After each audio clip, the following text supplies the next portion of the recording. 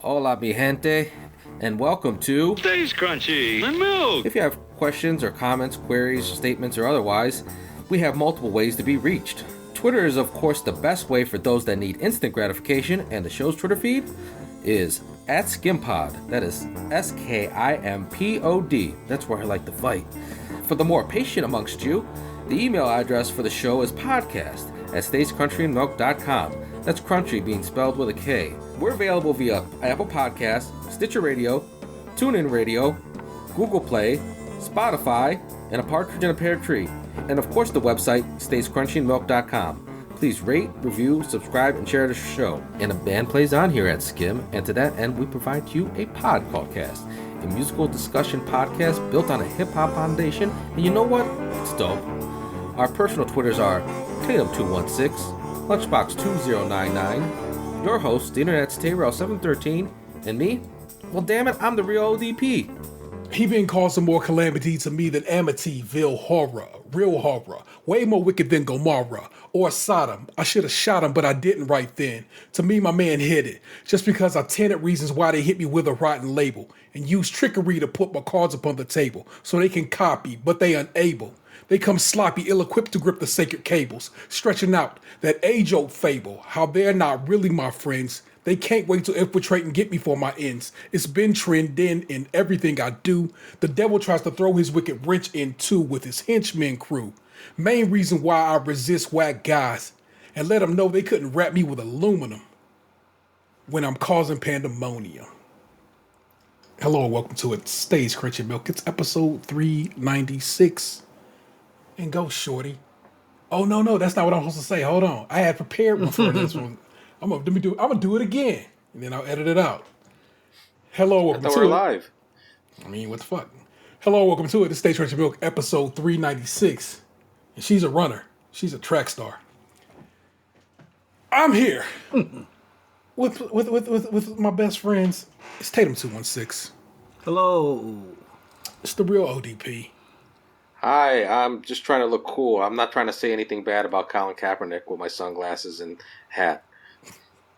And my old schools, like if you've been down for a minute, that's the Silver Coqui, live and back on the show again after many a year away. It's the Podsister. What's good? Hey. My peoples. Welcome back to it. As you know, the Podsister has left us many voicemails in recent history that piqued the interest of many a person, in particular the homie Chowfie. Oh. She actually left us a voicemail this week, but then was like, I can't be doing this. I need to be on the show. And I was like, sure as shit you can be, because it's our birthday show. It's our birthday show, you say? Well, I have some complaints, too. I'll get you there. It's okay. Our birthday show on that Sunday, the 16th, is our 8th year doing this shit. And that's a wild one. Box can't be here for reasons. And so Gabe's going to be out of town Sunday. And so Matters was like, okay, we can't celebrate our birthday like we intend to. So episode 400 will probably be when we pop some shit off and do it live. Well, not live per se. Live as in we will all be hopefully in each other's presence to do it. But it is our birthday show, so of course we had to have a dope guest on. We did that. We're going to kick it, talk that shit, and it's going to be fun. And if it's working like it should, we should have the ability to have people watch the show. How that shit works, I do not know. Got to tell you, I've never done it before. I'm actually going to try to see what it looks like on my iPad whilst it's sitting in front of me. So let's see what's going on there. If I open this link, click, and I forward that link, click, to this iPad that is in front of me, let's see what's happening. Let's see what's going on in front of me. So I can see us, but everybody's mic is muted. So what can I do? Can I... I wonder... That's where the cool. Funny comes from. Oh, wait. Yeah. And I'm hysterical. Gotta tell you, sounds pretty good too.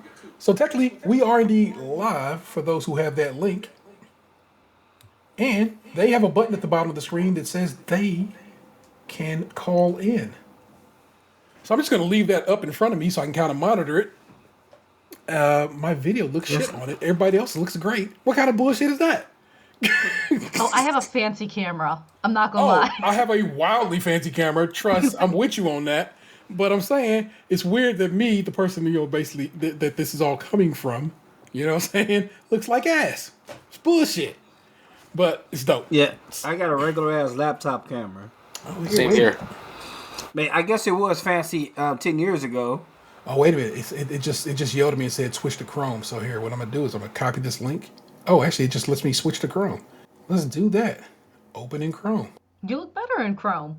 Let's see. Everything looks better in Chrome, though. See, right, shiny in Chrome. It just makes you think of Mad Max. I was actually thinking of Master Ace. Well, there you go. And then I can just tap that. You know what? Don't look back. So check it out. Okay, so technically we are indeed live right now. That's kind of dope. If I bump into the chat, it says we are all good. We are technically you're on a mobile device. Please switch to a laptop or computer if possible. Look, bro, it's working here on this thing. It's probably not working at its best, but that is dope. And if people were so inclined, they could watch us live, and I kind of think that's dope. You can watch Solidarity. an envelope. And it says there that we have viewers. You know what I think it is? I think it is. Probably Vanessa's on the link upstairs. I'm on the link right here, and it's us four. So I think that equals 6. So that's what that equals. Oh man, you had me at we have viewers, and then you lost me. Yeah, it's okay. I've sent the link to It those counts. who. It counts. I wore my Super Mario shirt. Super Mario Brothers. I have Father's Day gift. I have indeed sent the link out, and so I'm wearing a shirt at all. Like, this is impressive. Yes. Podsister, it's been so long, and you amuse listeners all the time. But I'm just gonna give you a general let me interview situation. How funny! Our former guest Rachel is. I just sent the link to her, and she's like, "I'm at a softball game." There, so they won't be joining us tonight, but still. I think they she her. So she won't be joining us. More interesting than a softball game, if you ask me. So well, it's her kids, her stepkids. I don't know how that works out. Softball game. So I mean, it is what it is. You got to go be a parent sometimes. So Yeah, I drove past the minor league stadium today, and it looked like they were having a game. Baseball's back, baby. All right. Yes. Full 165 game schedule. So what's been going on with you, sister? How are you? How is life? What? Tell me about these. Tell me about this. Like leaving the great state of Ohio for. I mean, it's southwestern counterpart. Hey, it's not Florida. Well, and I'm grateful for that. I'm grateful for that. I promise you. I think you need to market those T-shirts right now. Hey, it's not Florida. Arizona. Hey, it's Arizona. It's not Florida. Right?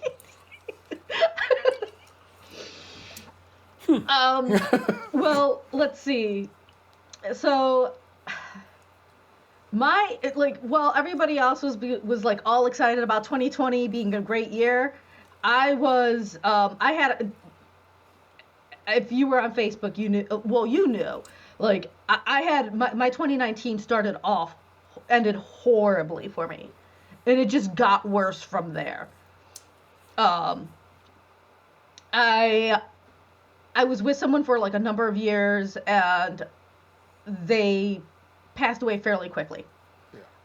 It was, this is what's wrong, and then a month later he is gone. Like, it was that fast. And so I had been reeling from that in the midst of the pandemic. And that's when the company that I was working, the nonprofit company I was working for, which was a fun company. I loved working there. I got to meet a lot of interesting people. There was a couple of times I was going to send some people your way to like have you interview them, because I thought that would have been awesome. And they laid us off because it's a nonprofit agency. They get their money from like old rich white guys, and when stuff starts shutting down, old rich white guys panic and hoard their money under mattresses. So Back in the old dragon, chick cave. yes. And as a result, they let me and a lot of other people go. So I had no job. I had no partner. I have no house. I'm homeless, man. I'm living with my parents. That's fun. Because I had sold my house in July in the middle of a pandemic, because that's when you sell a house. Oddly enough, house sales seem to be doing well right now. So yeah. I picked the wrong market. time. Had I put my house up for sale now for $60,000, I'd have gotten $75,000 for it. Yeah. And it was a crap house, man. Literally put together by stolen wood. So, like, I had nothing going on. I was working part-time at my friend's shop, doing the witchy thing, being a reverend, and they had to let me go because, well, they couldn't afford me. And I mean, they're still an awesome shop, though. Sure. I'd still shop there if I was working there. So I had nothing going on, and I was talking to my friend that I'd known for 20 years, the one that we're gonna call him Badger or Honey Badger, in this case, I've known him for 20 years. We dated in high school. We dated a little bit when I was in college, and we've always just been a part of each other's lives. Yeah. And he goes, things are really good for me over here in Tucson right now. I make really good money.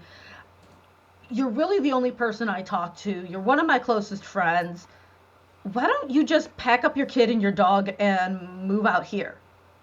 I'm like, dude, you ain't got no kids or dogs. He goes, no, and I've been in isolation for 7 years and I quite enjoy it. So why don't you come and pack up your crap and move out here? And I'm like, you know what you're getting into, right? And he goes, yeah, I do. So he offered me a landing spot, and he's like, here's how we're going to do it. I have X amount of dollars saved. I'll help you out for those first couple months if you're having a hard time finding a job, blah, blah, blah, blah, blah. And then it turned into, well, my landlord's really starting to get on my nerves, because every time I ask him to deal with an issue for the last 5 years, it's meh. So I think I'm going to move in with you guys. I'm like, but he goes, since you're looking at that 3-bedroom house. Well, I was looking at that 3-bedroom house because we all know how Puerto Ricans work. The minute I move out there, everybody's going to start showing up at my door.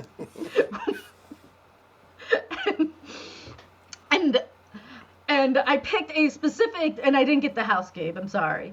So I picked a specific house because, like, Gabe can come and visit me while he's doing his state travels. He can come and visit me for Christmas, and he can stay in his trailer because there was a spot for this trailer to go. But they didn't pick me, so that's whatever. But I'm still moving out to Arizona because I'm like, you know what? There's nothing out here for me. My kid's like, there's really nothing out here for me. My dog's like, there's nothing out here for me. And so my mom's like, but you can't leave us. And I'm like, yeah, I can. And I am. It's okay. I oftentimes tell people who haven't left Ohio, leave Ohio for a little bit. Yeah. And I'm all for it. And he's been saying the same thing. He goes, you need to leave Ohio. You need to try something different. I'm like, all right, yeah. Now's a good time to leave Ohio. There's nothing here for me. Nothing holding me down anymore. So I'm leaving Ohio. Yeah, that's the kind of the inspiration for me too. I've lived here my whole life, and I haven't seen this country, and I'd like to. The reason I tell people to leave Ohio is because it's like you leave it, and then you develop a better understanding of what's good about Ohio and what's bad about Ohio, and what you fuck with about Ohio and what you like. I will never fuck with that again. Some people are gonna leave and never come back because it's almost a hatred, and that's fine. Mm-hmm.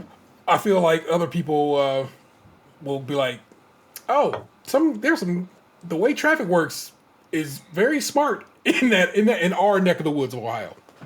Columbus is awful, but so it's like it's good. It's good to go away, and then if in this life you decide, okay, I'm coming home. I mean, or that I want to come home, then you can, because it'll. But trust me, it's not going anywhere. So it's okay. No, I don't think it's not California. It's not going to fall in the ocean. Yeah, it's okay. It's okay for you to go out and explore the world.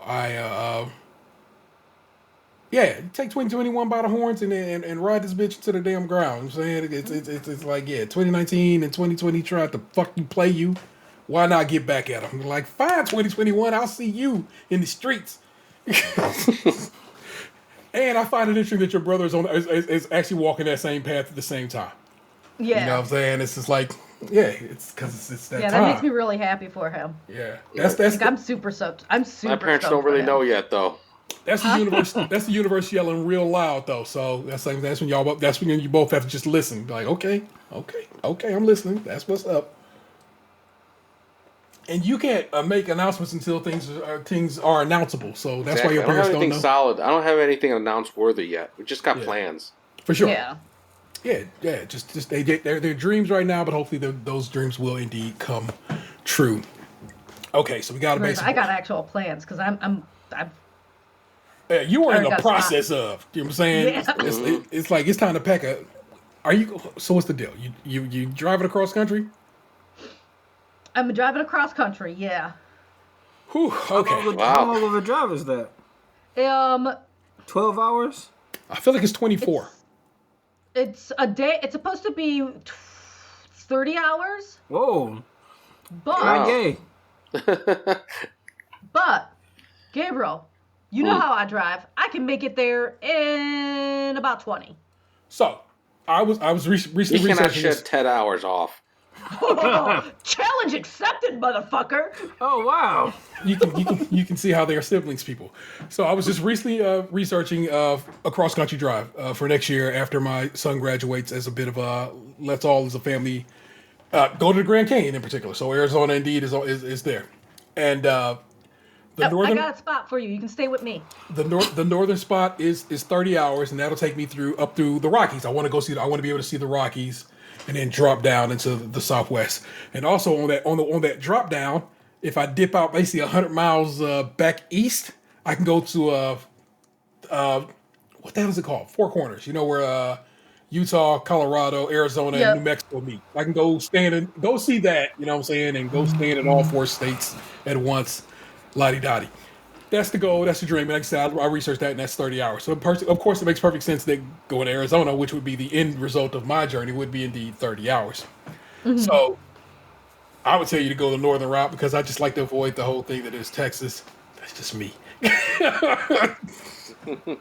have a habit of pulling over people. Texas, my name is. Oh my God! What do you think the sunglasses and hat are for?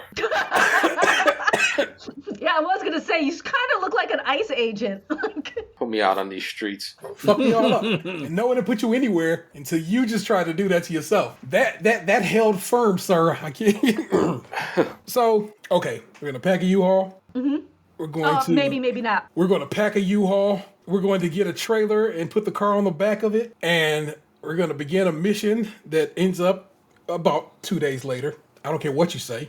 Because one has to prepare, and one has to be able to maybe say, hey, let's stop in Iowa. The world's biggest truck stop is there. Oh, hell no. You like to think that until you go see the world's biggest truck stop, and you're like, holy shit, that's amazing. They don't charge me enough for the world's biggest truck stop. I'm just telling you, it's great. Lot, lizard. But, no, I'm classy.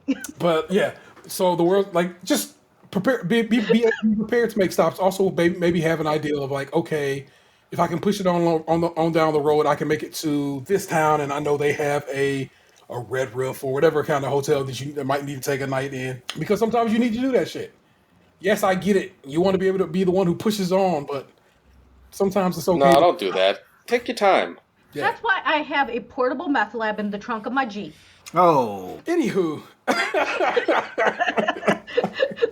I just lived for the faces you make, G. I didn't make any face for that. I'm just gonna walk on through that. I'm simply saying that it's a solid plan, it's a solid idea. You're gonna get out there, it's gonna be great, and like I said, as the country starts to come out of pandemic mode, it's a good feeling about these things. So yeah, you know what I'm saying? My man Chalfie had a specific question for you. Yes. And I don't know if you had heard it. I did. Basically, he needed a breakdown. And I said I'd get him that breakdown. Now, this is relatively easy, Gabriel. You can take your headphones off and avoid this whole conversation, and I will just wave at you when it's your time to come back. No, because I like the look on his face every time I talk about this. I'm saying this is how easy I can make that on you. You can simply avoid it all. I'll just text it to him. He's my brother. I got his number. Why would you do that to me, though? I'm joking. Or you can listen in and clutch your pearls. I wish you would have wore some pearls just so you could clutch them. I have some mala beads, but I didn't put them on. It's like rare that I don't see you rocking them. That's weird that you don't have them on today. Yeah. I just forgot. It's okay. It's okay. They're upstairs on my dresser. What are they called? Mala beads? Yes. Okay. For whatever reason, my head immediately jumps to Ghostface Wallabies, and I don't know what to do with that information. I'm sorry, I just don't. How do we math out to the $50,000 mouth? He asked. Well, actually trying to not look at the camera because he's slightly embarrassed just asking the question. But I'm asking that question for my homie Chalfie because he asked specifically for it, and I said I'd give him that information. It's who I am as a person. I'm trying to be a good dude. Did we double check with Chalfie? Does he really need to know this? I mean, here, you know what? I will message the boy. He was asking about that and my pricing for other things. And I'm more than happy to give him that information. And it's uncomfortable too. It's not just me. I don't know how comfortable I am, but you know what? It's more like when you're uncomfortable for somebody else. This is Scott's Tots all over again. Hold on, like I said, I'm messaging the homie right now. So, when you get to the new state, what's the first thing you think you'll do? Like, I think I'm gonna go climb the mountains. Oh, there's mountains? Yeah. Oh God, there's so many. They're beautiful mountains. Is that the Sierra Nevadas out there? What is out that way? What is that range of mountains? I can't remember. They're not large mountains. They're really not, because you can see, like, the University of Arizona decided to deface one of them. So. What? How did they deface it? They put down like a giant blue and yellow A on the mountain, and you can see that blue and yellow A from wherever you walk. How did they just put a giant? How did they get the rights to do that? Did they have to purchase the mountain, or what the hell was that? I have no idea. I mean, it's a state school, so I guess the state said, "Go ahead, do whatever, man." But don't they have other universities of Arizona? University of Arizona and Arizona State, and they have Pima Community College. There are 210 named mountain ranges in Arizona. Oh. So ranges, like within each of those ranges are specific mountains. So that is so fucking dope. I'm excited for you. I'm super stoked. I'm like wildly salty at you for leaving the great state of Ohio, but I'm at the same time like, that's dope. But I keep telling you, you come out, we're gonna have a great like getting lost in Mexico adventure. If you want to get lost in Mexico. I mean, I've been to Mexico. I'm not going to be able to get out, so just be on the ready. All right. I might be, God knows where. Might be in Maine. This is my last name. They say, Hernandez? Okay, you stay. Chalfie's response was, on my way, #nastyboy. So...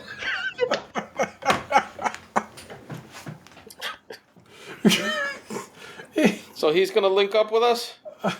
No. So again, this show is currently being broadcast. No, I know what you mean, but like, he's going to be honest with us live. He can listen in live, and also, like I said, there's a button on his screen that says "call in," and if I want to accept the call, and then that is how that will be. Ah, there he goes. He says he's listening. So here we go.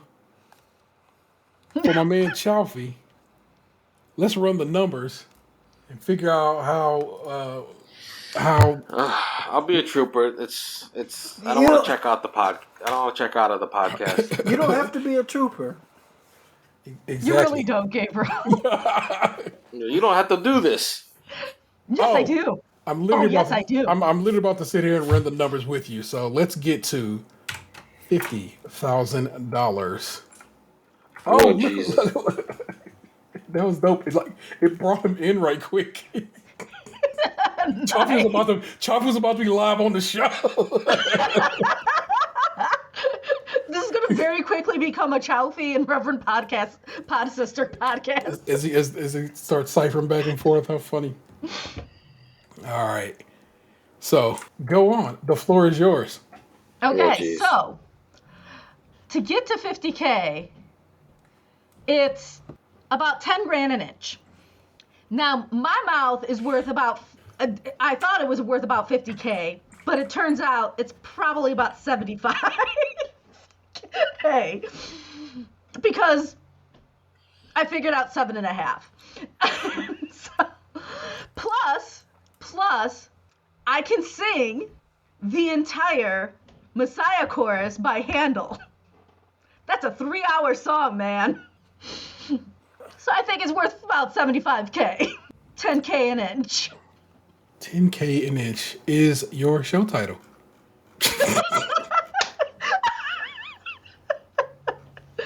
You're good. Well done. We're going to just write that out right now. 10K an inch. Okay. All right. Anal. I tried. I couldn't. Oh! Smooth took your man out.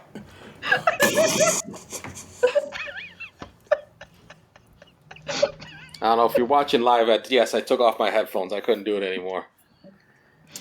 I said I'd soldier on, but then it just got too much. Well, wait till you see the show title. You gotta not marinate on like that. It's not happening to you or anything. Who cares? It's all good. Also, I still have a message from from this very guest that I get to play next week. So that'll be a delight. Oh yeah, that's the rest of my pricing. So you actually get more. All right. So y'all grew up together in this in the burbs of this great state, Yes. of this great town. How was your brother as a brother when you was a youngin', and how are y'all now as adults? I think it all depends on the situation. You can be honest. Okay, so when he was growing up and it was just me and him, I mean, he was your typical big brother. Like, he'd duct tape me when my oldest brother would force him to watch us, would force him to babysit me so he could go and hang out with his girlfriends. He would drag me around the house if I bit his wrestling doll head. Oh, wow. But at the same and he'd put me in the Steiner recliner because he wasn't sure how it worked. I didn't put you in a Steiner recliner. You did put me in the Steiner recliner because I remember I couldn't breathe. I don't remember that. I don't even know that particular wrestling move. Assuming it's a wrestling move, it could be. It's pretty much the same as the camel clutch. But Nice. at the same time, like, he was also the big brother that, like, tossed around a bunch of 6th graders because I was getting picked on. And he was twice their size. And he chased down, like, when he was in high school and I was in middle school, he chased down this kid for making me cry. He put his hands on you. Yeah, he did. Well, he hit me in the head with a freaking poster board. But still, Well, you don't hit him. like, I was already No. having a bad day, and he didn't make it any better. And so Gabriel chased his ass down. My graduation ceremony, he was still looking for the kid who threatened to kill me. That the only reason anyone knew who threatened to kill me was because I had him reported to get him kicked out of school because he called my cousin stupid. Okay. You shouldn't have been at the graduation ceremony if he's threatening to kill. That was before they started taking school shooting seriously. True. Well, Stuff like that still. today would get you expelled. So, seemingly a typical big brother, but also a protective big brother, which is why, of course, he bugs out when you mention the value of certain things because he's protective, and it makes me chuckle Still Of course. Still that sorry. little baby girl.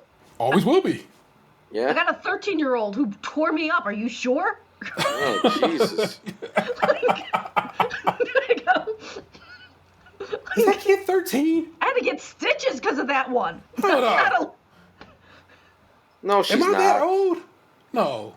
The We're kid's not going to be 13. 12 this year. Okay. Oh, sweet baby. I'm trying to Jesus. age Like- that child. Let her be a child. I'm trying to let her be a child. Well, them to let her be a child. Yeah, Sorry. it's okay. Yeah, My them. kid- Let them my- be a child. My kid is about to be 14 this year, and that is a weight. Yes. Luckily, their first year of high school will be their brother's last year of high school, and so they get to link up for at least 1 year. And I'm excited. I'm okay with that. I guess is how I'm going to phrase that we for right missed now. that because of how our school was set up. when we Yeah, were- yeah. She was in 9th grade when I was a senior, but it was like they did the 7 through 9 middle school shit. That so they do 6 through 8 at my kids' middle school, and I don't like it. It's too wide a body of development in people by that point. You know what I'm saying? It's like I don't like because some of these is littlins, and some of y'all is teenagers with hair on your face. Y'all shouldn't be interacting at all, and they keep them separated by floor and all that. But still, it's like I don't know, man. I don't fuck with that. One of the schools I went to was 6 through 12. That's Ooh. weird. What? Yep. 6th And and 12th graders should not be going to school together. oh No, well. they should not. And it was this lady well, she's a lady now. She went with a senior, and it was weird. Yeah, that's weird. That's creepy and gross. Dude's a strife. Yeah, but you know what? So it's like I know we spoke about this on before, but man, that's that was a not a normal thing, but it happened so often that it was just weird. Like I do remember, like it wasn't prom. It was like another dance. Man, this dude look old as hell. This girl brought. Look like a chaperone. Should we hold Yeah. it down? Grandpa broke his hip at the prom. Yeah, it was weird. Ew. Ew. All right. That's I dope. just want to Okay. date someone old enough to buy him alcohol. So now we flip it as adults. How do y'all get down as siblings? I have noticed with my own siblings that we are much better as adults because we can speak like adults, and we just I don't know. We have a better vibe as grown-ups than I had as a child. You know what I'm saying? I have to say that like me and G, we are really we're very, very, very close. He's definitely one of my best friends, and he's definitely somebody I know I can turn to when I need him the most. So like, and I know he won't judge me when I tell him that that one New Year's Eve where he was asking about who hit his car, and I told him I didn't know, it was me. He was cool with that. He'd be cool with that now. We were both drunk, and you had passed out. One of us had to drive. So, like, but he's always been there for me. He's always been really supportive of me. And, like, as a single parent, I can't ask for better. I can't ask for a better sibling.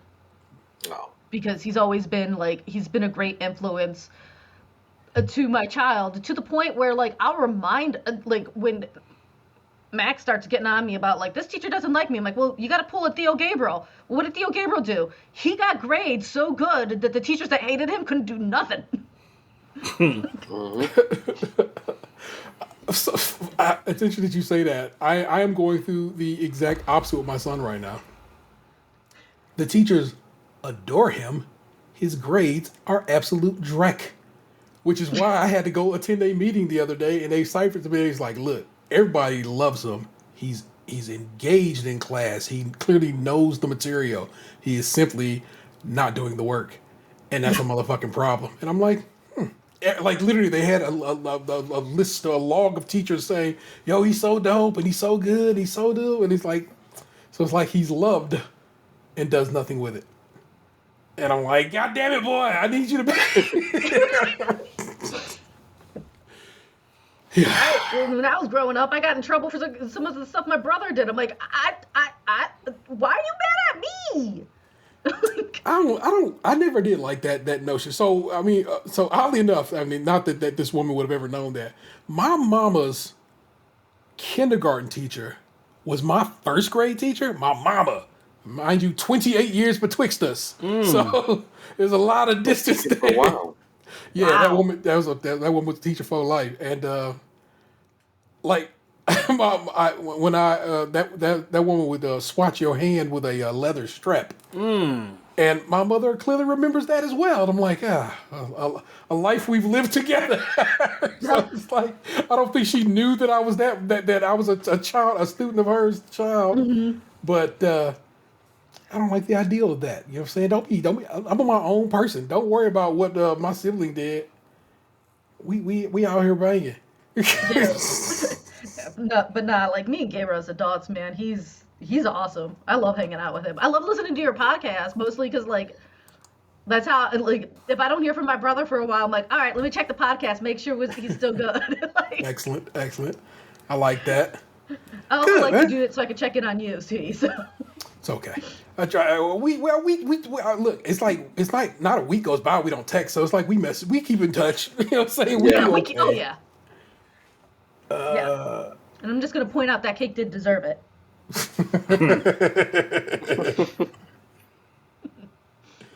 That came out all wrong.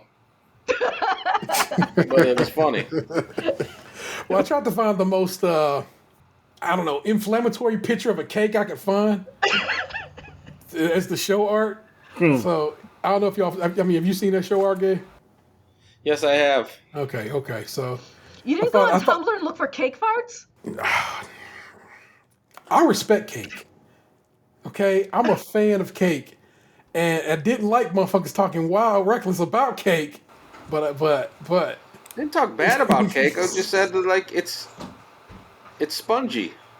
I will shit talk cake all fucking day, T. Come at me.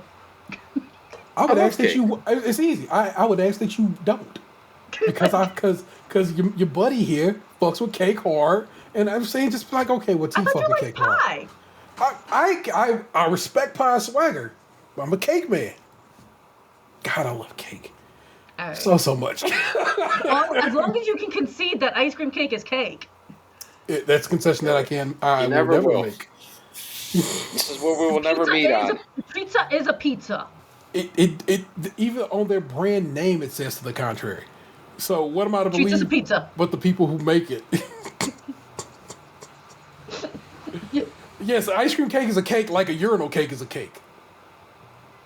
We shouldn't be using. We shouldn't be Can't using. say you're okay.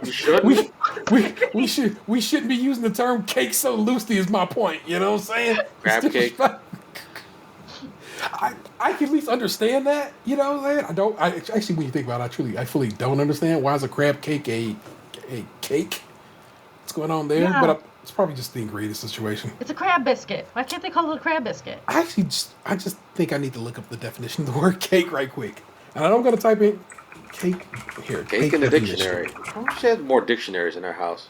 I think there's Why? one over the shelf. for You sure. have like 2 smartphones and laptops. Because Yeah, but it's also it leads you astray. it can, and oftentimes I don't know. Like I remember in 6th grade, a punishment that was once handed out by a teacher of mine was to write the definition of the word "run" multiple times. And if you go look up the word "run" in the dictionary, it is probably one of the longest words. It has the most shit going on beneath it, and I like that. I like a paper, a hardback, old school dictionary for just that thing. You Then just get gave me Urban a great Dictionary, punishment for God my knows kid. what the Thank hell. you. Okay, so let's break it down. This is from the good people at Merriam-Webster. A definition of cake, entry 1 of 2. A bread-like food made from dough or batter that is usually fried or baked in small, flat shapes, often unleavened. B, that's A. B, a sweet-baked food made from dough or thick batter, usually containing flour and sugar, and often shortening eggs and a raising agent, such as baking powder. Then C, a flattened, usually round mass of food that is baked or fried. Their example is a fish cake. A fish cake. A block of compacted or congealed matter. This is where ice cream cake wins its day. I guess that's where urinal cake gets it either. It is a block of compacted and or congealed matter, and let me tell you something. That is a perfect description of ice cream cake. It's freaking delicious. You don't hate the taste of ice cream cake. You know what? I don't like the whip topping they use to pretend to be frosting. It doesn't taste good. So I always got to scrape the frosting off. The ice cream, the crunchies, the chocolate, those are all delicious. They ruin it with that whip shit. Well, have you had the flipping... No, was it? Not... What's that place? Cold Stone. Yeah. I have not. That shit has cake in it, though, right? It does. It does. Yeah. It does. And it is... I'm not one to admit to something like this, but it is... Really? Delicious. Cold Stone. Why would you not admit that? Give places their due. I know Cold Stone gets a bad rap because it costs a lot, but it's good. Oh, no, I have other reasons for disliking Cold Stone. Why? What did they do to you? My side hustle. They freaking take forever. They eat up my time. Oh. I respect it. Let's hit some news stories. In your absence, Aunt, we decided we figured out how to allow ice cream cake to be cake, and that is one of the definitions of cake is a block of compacted or congealed matter. If that ain't an ice cream cake, what the fuck is? Okay, sure. I'll allow it. Same. Let's come together. I'm gonna hit you with some news stories. Ant's gonna cipher divine wisdom. Gabe's gonna do his thing, and then we gonna ride out with some of the assholes. We got this, people. You know how this show goes. First on the block, Governor Mike DeWine says he'll lift Ohio public health orders on June 2nd. Columbus, Ohio, Mike DeWine announced in a special address Wednesday evening that all the pandemic health orders, except those for nursing homes and assisted living facilities, will be lifted in 3 weeks on June 2nd. DeWine's decision nullifies his previous benchmark for dropping public health orders when cases declined to 50 per 100,000 residents, which he made in his last public address on March 4th. On Thursday, the rate will be around 122.9 cases per 100,000 people, which DeWine noted was a decreasing trend. The announcement also contained some creative, if unconventional, ways to drive up vaccine demand. College scholarships for 5 young Ohioans who start the vaccine, and $1 million for 5 Ohio residents 18 and older who have started the shots. Cases have dropped in Ohio, and DeWine, a Republican from the Ohio State House, a while ago. We set a goal and are moving toward that goal. As more and more eligible Ohioans get vaccinated, we're seeing more and more signs that the tide of this pandemic is finally turning in our favor. Let's see. How much more of this do I actually want to read? You gonna sign up for that $1 million? I'm gonna slide down to vaccine blitz. Children ages 12 to 15 are now able to get Pfizer vaccinations in Ohio. DeWine said following federal government approval of the shots for the age group. That includes the mass vaccination clinic at the Wolstein Center in downtown Cleveland, where they can start with their first Pfizer dose on May 18th. Because the clinic will close in early June, their second doses will be scheduled at an area discount drug mart. Youths aged 12 to 17 who are not emancipated must have a consent form and be accompanied by a parent or guardian, according to a statement from DeWine's office. Demand for the coronavirus vaccine has plunged in Ohio as of late. Just this week, the state announced it was only taking 20% of its federal allotment of first doses. Seeking to boost demand, DeWine announced a 3-week vaccine blitz, including the drawing for full 4-year college scholarships to Ohio universities and the $1 million weekly drawing for Ohio adults. I know some of you are shaking your head and saying that Mike DeWine, he's crazy, he said. This $1 million drawing of yours is a waste of money. But truly, the real waste at this point in the pandemic, when the vaccine is readily available to anyone who wants it, the real waste is a life that is lost now to COVID-19. I didn't vote for Mike DeWine. I don't super fuck with him because of his party affiliation. But this is outside of the box thinking that is necessary when people have decided, fuck it, I ain't getting the vaccine. I don't know what has gone through people's heads where they decide I ain't getting it. But we need people to be vaccinated, and this will make motherfuckers get up off they do nothing and do something. Of course I'm gonna sign up for these $1 million. I got my shot. Nigga, give me a chance to get me $1 million. Yes. Hell yeah. You still have to sign up. Yeah, the site goes live Tuesday if I'm not mistaken. So you just gotta go. I guarantee you, my put mom in on already this. signed everybody up. My youngest child is scheduled to get their shot Tuesday. In fact, on the first day of when it's available. But they said some of their friends have already gotten the shot. So that means they're probably like CVS's or drug marts are already on that. So that's dope. Yeah, I'm probably going to get my kid to get their vaccine at the same place I got mine. I got mine, and my son got theirs at the Wolstein Center, and that is where I signed my youngest up at. So Wolstein Center it is, because I liked it. It was a very good situation. I'm sad they can't get both their shots there, but it's okay. At least they get the one, which of course leads to a pretty high rate of protection. And then they'll get the second one to Drug Mart, which I actually don't like fucking with because Drug Mart be on that bullshit about this vaccine lately, but it's a Drug Mart right down the way from me. Metro Health. Yeah.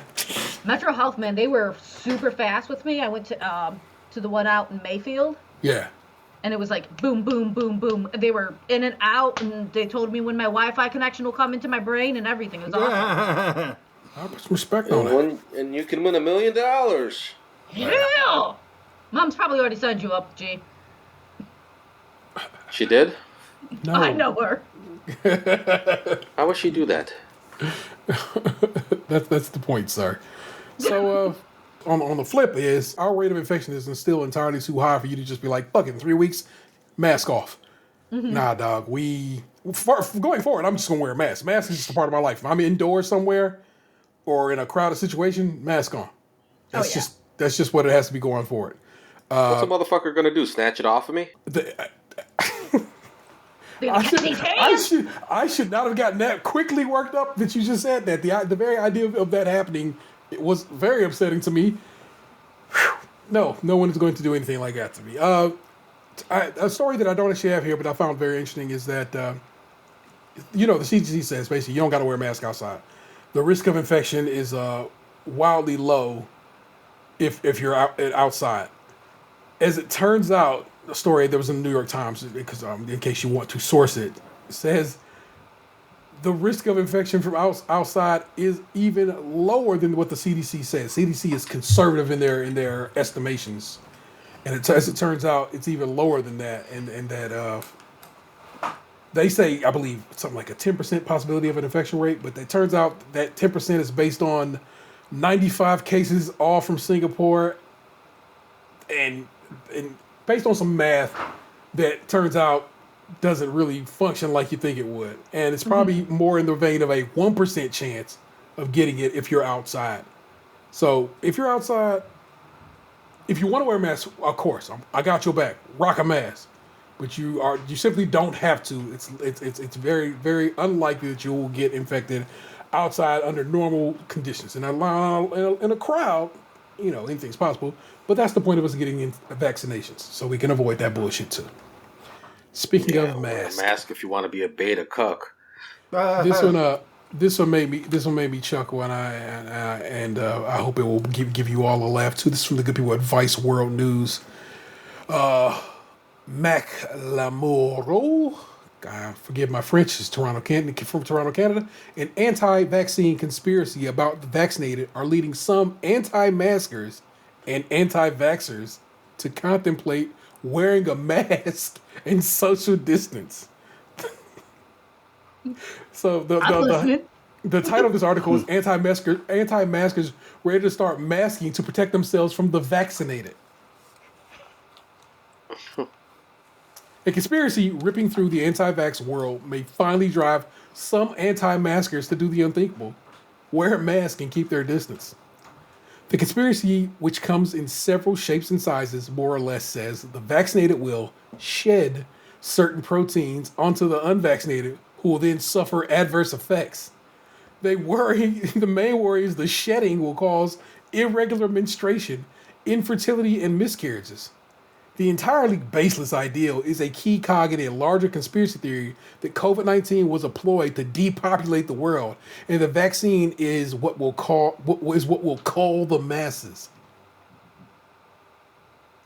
Experts say the conspiracy is born from a fundamental misunderstanding of how vaccines work. It has been widely debunked, and you can read about it here, and here, among other places. There are 4 links right here that says where you can go read about why this. I like this guy's writing already. Anti-vax influencers are instructing their fellow anti-vaxxers as well as anti-maskers at this point. The two communities overlap to a huge degree. That one of the best ways to defend themselves from the blight is to co-opt social distancing, the very strategy they have long decried. Sherry Tenpenny, an anti-vaxxer who was found to be the key in spreading COVID-19 conspiracy theories, suggested on a recent anti-vax live stream that you may have to stay away from somebody who's had these shots forever. Another prominent anti-vaxxer suggested quarantining people who have been vaccinated. There's something being passed from people who are shot up with this poison to others who have not gotten the shot, said Larry Palevsky, a New York pediatrician and anti-vaxxer. What the fuck? How does he still have his freaking doctor's license? On a separate live stream, they should also have a badge on their arms that says, "I've been vaccinated," even though it's not a vaccine, so that we know to avoid them on the streets, to not go near them anywhere in society, he said. It's not just social distancing. The anti-masker anti-vaxxers are begrudgingly accepting. Some conspiracy theorists are wondering if perhaps the longtime bane, the mask, could become their salvation. One perplexed poster on the fringe site 4chan asked their fellow Anons if they should wear a mask around the vaccinated because they shed the mRNA stuff. I'm going to be watching these vaccine shedding stories like a hawk, wrote another man on Twitter. Is my family going to need to wear a mask to protect ourselves from the vaccinated? No, your family needs to wear a mask because you ugly. That story goes on to considerably further. I would tell you to head over to Vice World News and look up anti-maskers. Are you worried? Are you worried you're gonna be infertile? Man, I'm hoping.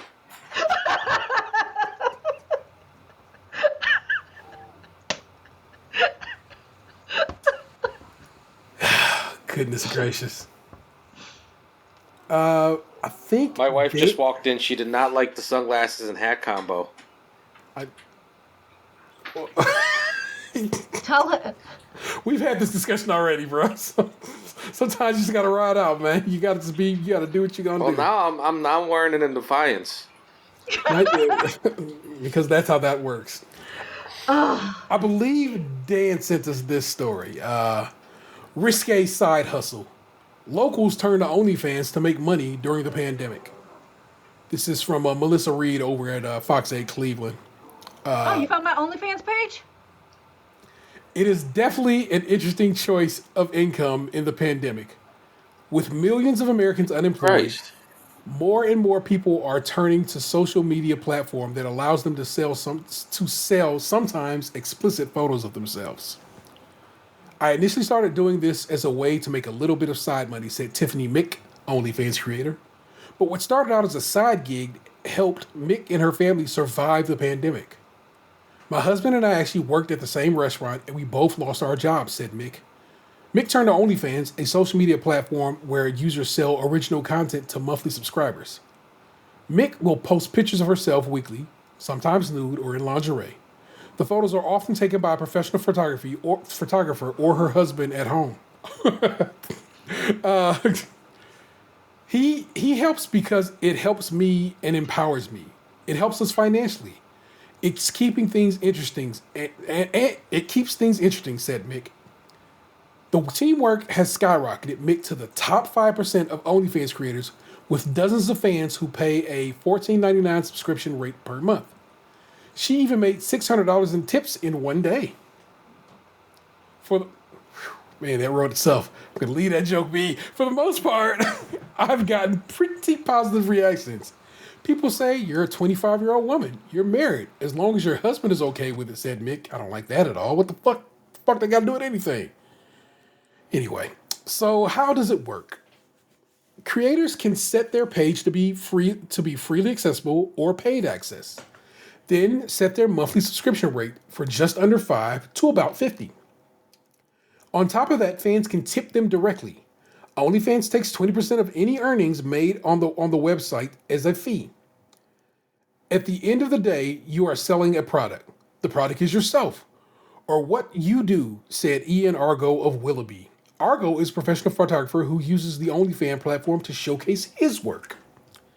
It's not like I'm putting myself out there. It's the work that I do with other people.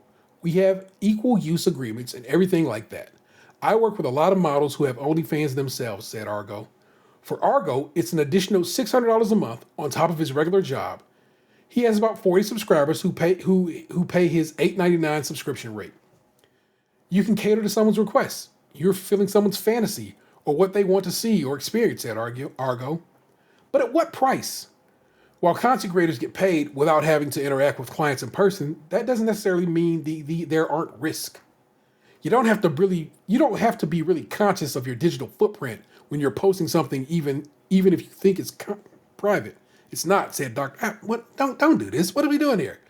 Yo, hating ass, those spiteful motherfuckers. It's the same guy who did the study on Maxim magazine, making you more likely to get robbed of your spare change. Oh, that's a real callback. I don't think anyone's gonna remember that shit. I refuse to read the rest of the story because that shit ain't got shit to do with anything. So whatever. I actually did see an OnlyFans pay commercial on Twitter. Yeah. Wow. Not Twitter. I don't got Twitty. I don't got them tweets. The TikToks. Okay. Was it an actual commercial from the site, or was it somebody making a commercial for themselves? No, it was a TikTok commercial for OnlyFans page saying, "Hey, we don't do just porn." Like, how dare you? Listen, Instagram doesn't do just porn either, but you still get boobs. Oh my gosh. Well, this one is actually, oddly enough, Gabe, a callback to just last week. Oh. For something Box brought up. Ant sent me this. I'm a big fan of callbacks, as you know. Ant sent me this particular story. This is from Yahoo Entertainment News. Ethan Alter is the writer. Fisher Stevens regrets his controversial Short Circuit role. It definitely haunts me. As one of the first movies to feature a talking robot as its main character. That's how you want to start this story? Short Circuit looked positively futuristic when it premiered in theaters on May 9th, 1986. And 35 years later, Johnny Five still feels like a next-gen movie star, brought to life by an inventive combination of then cutting-edge special effects technology, as well as old-fashioned puppeteering and great voice acting by Tim Blaney. But there's at least one element of the hit sci-fi comedy that keeps it firmly stuck in the past. Fisher Stevens' performance as an Indian engineer, Ben Jabituya, a heavily stereotyped role he later reprised in the less successful 1988 sequel. I actually like Short Circuit 2. I do too. Los Locos kick your ass. Los Locos kick your face. Los Locos kick your balls into outer space.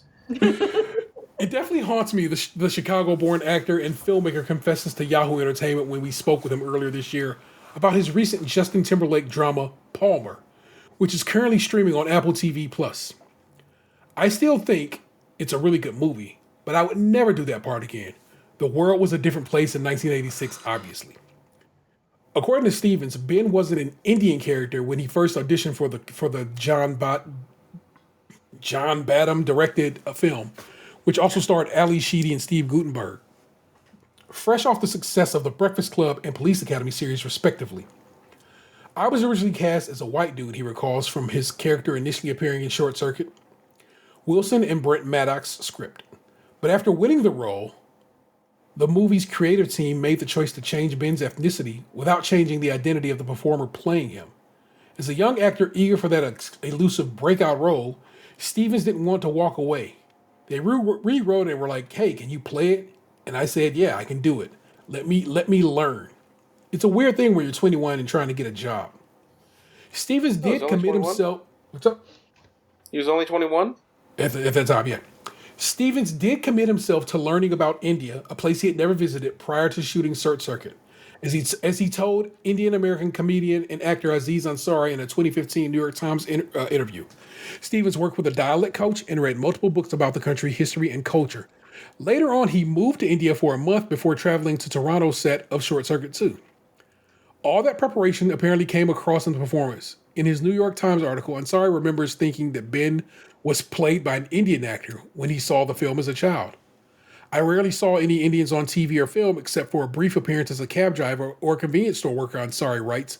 This made Short Circuit 2 special. It was only later on in college that the Master of None creator learned that the character was actually played by Stevens in brownface and experienced a profound sense of disillusionment. As a child, I thought the villain of the film was Oscar Baldwin. As an adult, I thought the bad guy was actually Mr. Stevens, who mocked my ethnicity.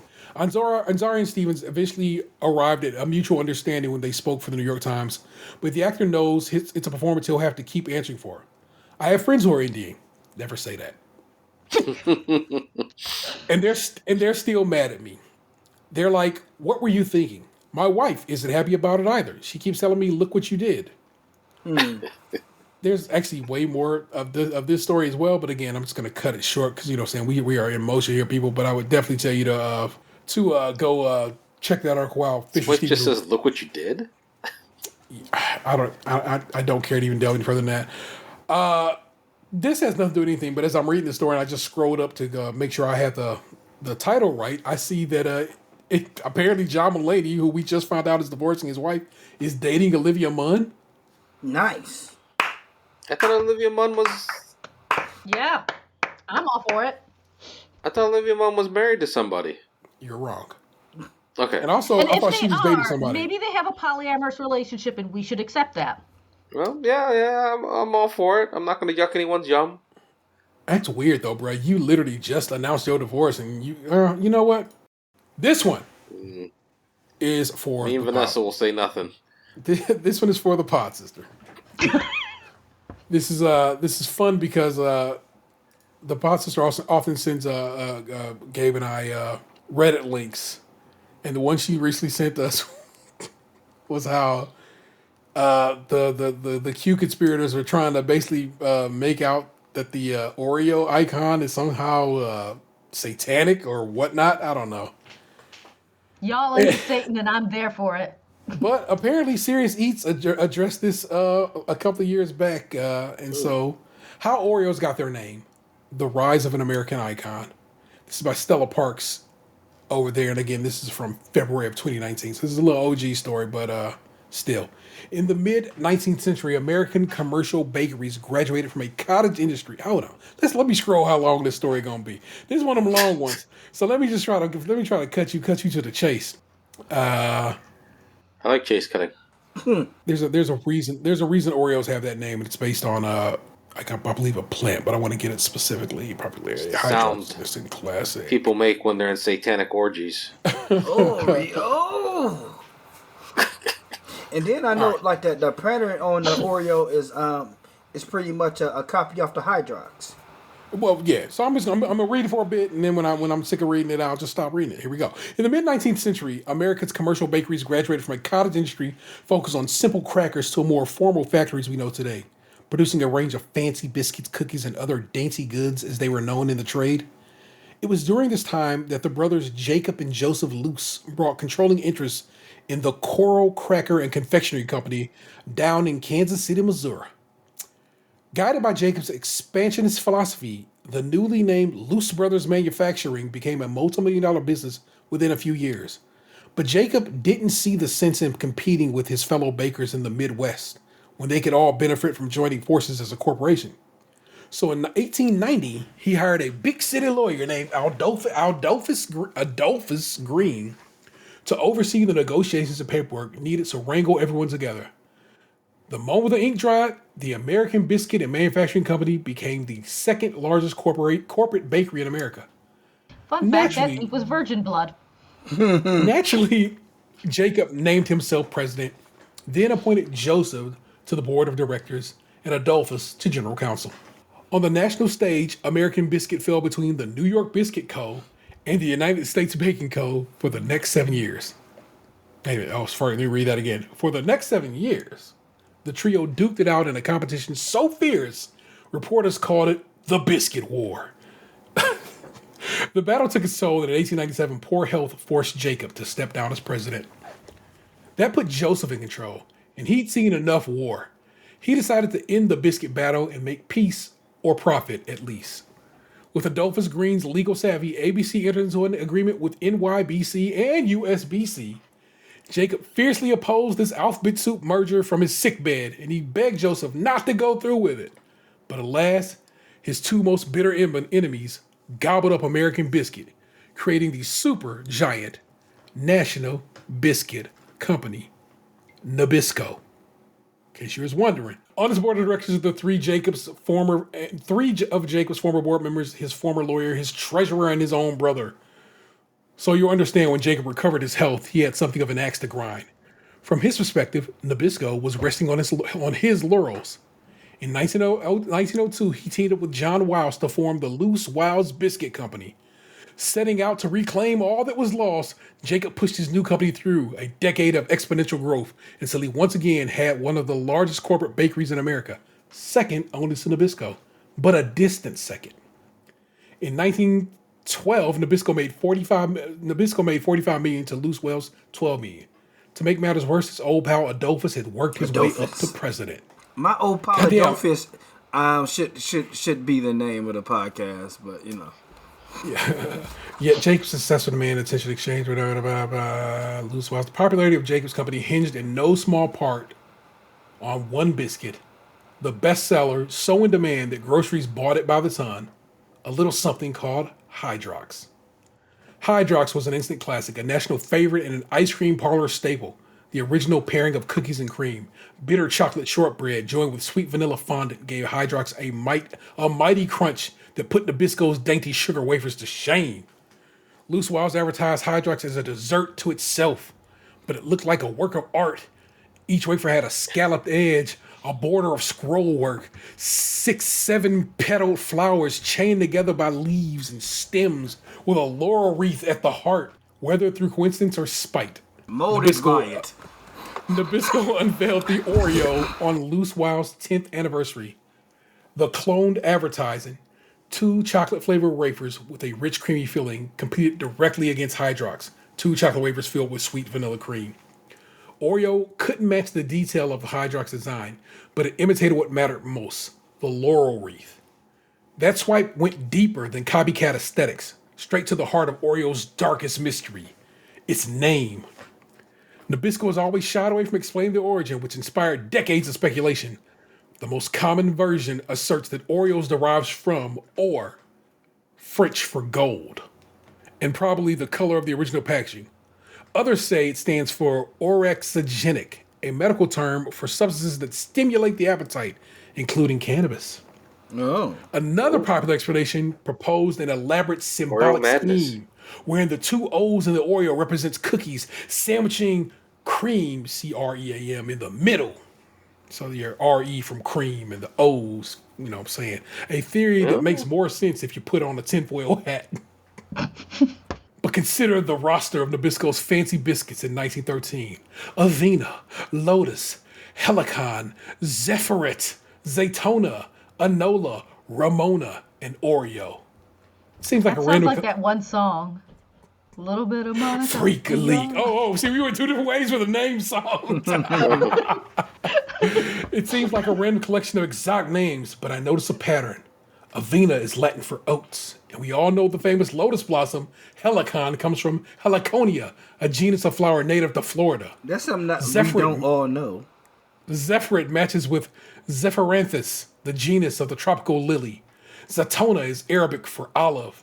Anola was shortened from canola, which is one of its defining ingredients. And Ramona is in the buttercup family.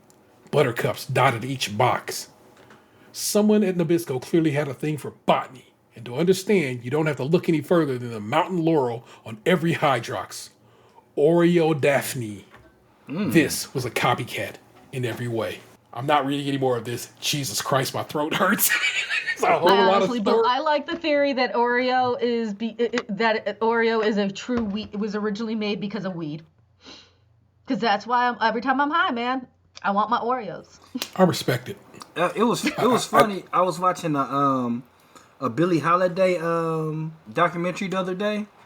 Yeah. And it was saying like how much weed she smoked, but it was like ironically it wasn't illegal then. And I was like, damn, like less than 100 years ago, weed wasn't illegal here. She smoked weed as a singer? Wow. I mean, I guess a lot of people smoke just in general back in the day, but I don't think that would Janis Joplin drank a bottle of SoCo a day. I think that would ruin your instrument. Gross. Yeah, It's but like syrup, ain't it? yeah, Yeah. SoCo is very syrupy. But she had a raspy voice to begin with. It probably just helped. Fair enough. Mama may have. God bless the child who's got his own. That's the news stories, people. I have read a lot. My throat is dry. I'm trying to keep my from being parched or whatever. But here we go, man. But you know how I thought we we do had it. one more story. I truly I don't do not have it in any front of more me. story. I don't have to read it, but I thought we would discuss this. These restaurants having people walk out on their staff walk out on them because they're called essential workers, but they're treated like shit. I actually did not pull a story for that, but we can certainly discuss that matter. I did have a story about that. You're right. Yeah, you did say you had one, but Yeah, we can. Recently Shit, closed. if you're sick of tabs. reading, I can do that. Oh, Or I can. I might send you that story. Hold on, let me jump back over to my Gmail. What did I do with that story? Open in a new tab. If you didn't know how this works, I'm basically mail myself. Aunt sends me stories. You're right. I just didn't open that link. It is still sitting there in my Gmail. All right, one last story. It's not a labor shortage. It's a great reassessment of work in America.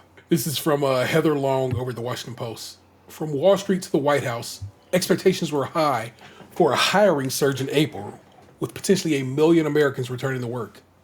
Instead, the world learned Friday that just 266,000 jobs were added, a massive disappointment that raises questions about whether the recovery is on track. President Biden and his team have vowed that its massive stimulus package will recover all the remaining jobs lost during the pandemic in about a year. But that promise won't be kept unless there's a big pickup in hiring soon. There are still 8.2 million jobs left to recover. At the same time, business leaders and Republicans are complaining there's a worker shortage. They largely blame the more generous unemployment payments and stimulus checks for making people less likely to take low-paying fast food jobs and retail jobs again. Democratic economists counter that companies could raise pay if they really wanted workers back quickly. One way to make sense of this weak jobs report is to do what Wall Street did and shrug it off as an anomaly. Stocks still rose Friday as investors saw this as a blip. They think there's just a lag in hiring and more people will return to work as they get vaccinated. And they point out oddball months have occurred before, especially some weird quirks in the Labor Department's seasonal adjustments. With the U.S. economy rapidly reopening and news of pockets of labor shortages emerging, the market should treat today's numbers as an anomaly in a generally positive upward trend, wrote Seema Shah, chief strategist at Principal Global Investors, to clients. But another way to look at this is that is a great reassessment going on in the U.S. economy. It's happening on a lot of different levels. At the most basic level, people are still hesitant to return to work until they are fully vaccinated and their children are back to school and daycare full time. For example, all the job gains in April went to men. The number of women employed or looking for work fell by 64,000. A reminder that childcare issues are still in play. There's also growing evidence, both anecdotal and in surveys, that a lot of people want something different with their lives than they did before the pandemic. The coronavirus outbreak has had a dramatic psychological effect on workers, and people are reassessing what they want to do and how they want to work, whether in an office, at home, or on some hybrid combination. I can point at our own Podfather as an example of that. A Pew Research Center survey this year found that 66% of the unemployed had seriously considered changing their field of work, a far greater percentage than during the Great Recession. People who used to work in restaurants or travel are finding higher paying jobs in warehouses or real estate, for example, or they want a job that is more stable and less likely to be exposed to the coronavirus or any other deadly virus down the road. Consider that grocery stores shed over 49,000 workers in April, and nursing care facilities lost nearly 20,000. Economists describe the phenomenon as relocation friction, the ideal that types of jobs in the economy are changing. Workers are taking a while to figure out what new job they want or what skills they need for different roles. Clearly, there are industries in both manufacturing and services that are eager to beef up staff as the pace of economic activity accelerates, but those efforts are being frustrated in some cases. The problem is a mismatch in skills. You can train a one-time courier or a bike to become. You can't train a one-time courier on a bike to become an IT specialist overnight, said Ben Baumau, chief global economist at the Economic Outlook Group. That's something I disagree with. Tim and Sarah Wojcik are a young couple completely rethinking their careers due to the pandemic. Tim worked for years as a manager at a major retailer. Last year, he was frustrated by what he felt were lax safety conditions at work and having to deal with irate customers who didn't want to wear a mask. He quit in the fall as the virus surged again. Now he's going to school to become a wind turbine technician through a program backed by the government.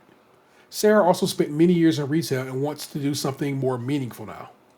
The problem is we're not making enough money to make it work.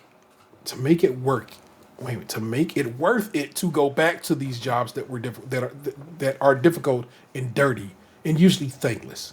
You're getting yelled at and disrespected all day. It's hell, said Sarah, who's 31. She added that with 2 young kids, finding childcare has also been a huge issue lately. The couple have decided to sell their suburban Detroit home and buy a camper van to travel the country. They hope to homeschool their kids and spend more time as a family. During the pandemic, I grew to really appreciate my family, said Tim, who was 37. We really thought we were a middle-class family that would do the same plan as our parents. Now we're both just excited at the prospect of a different way of living life. No, I can stop it right there.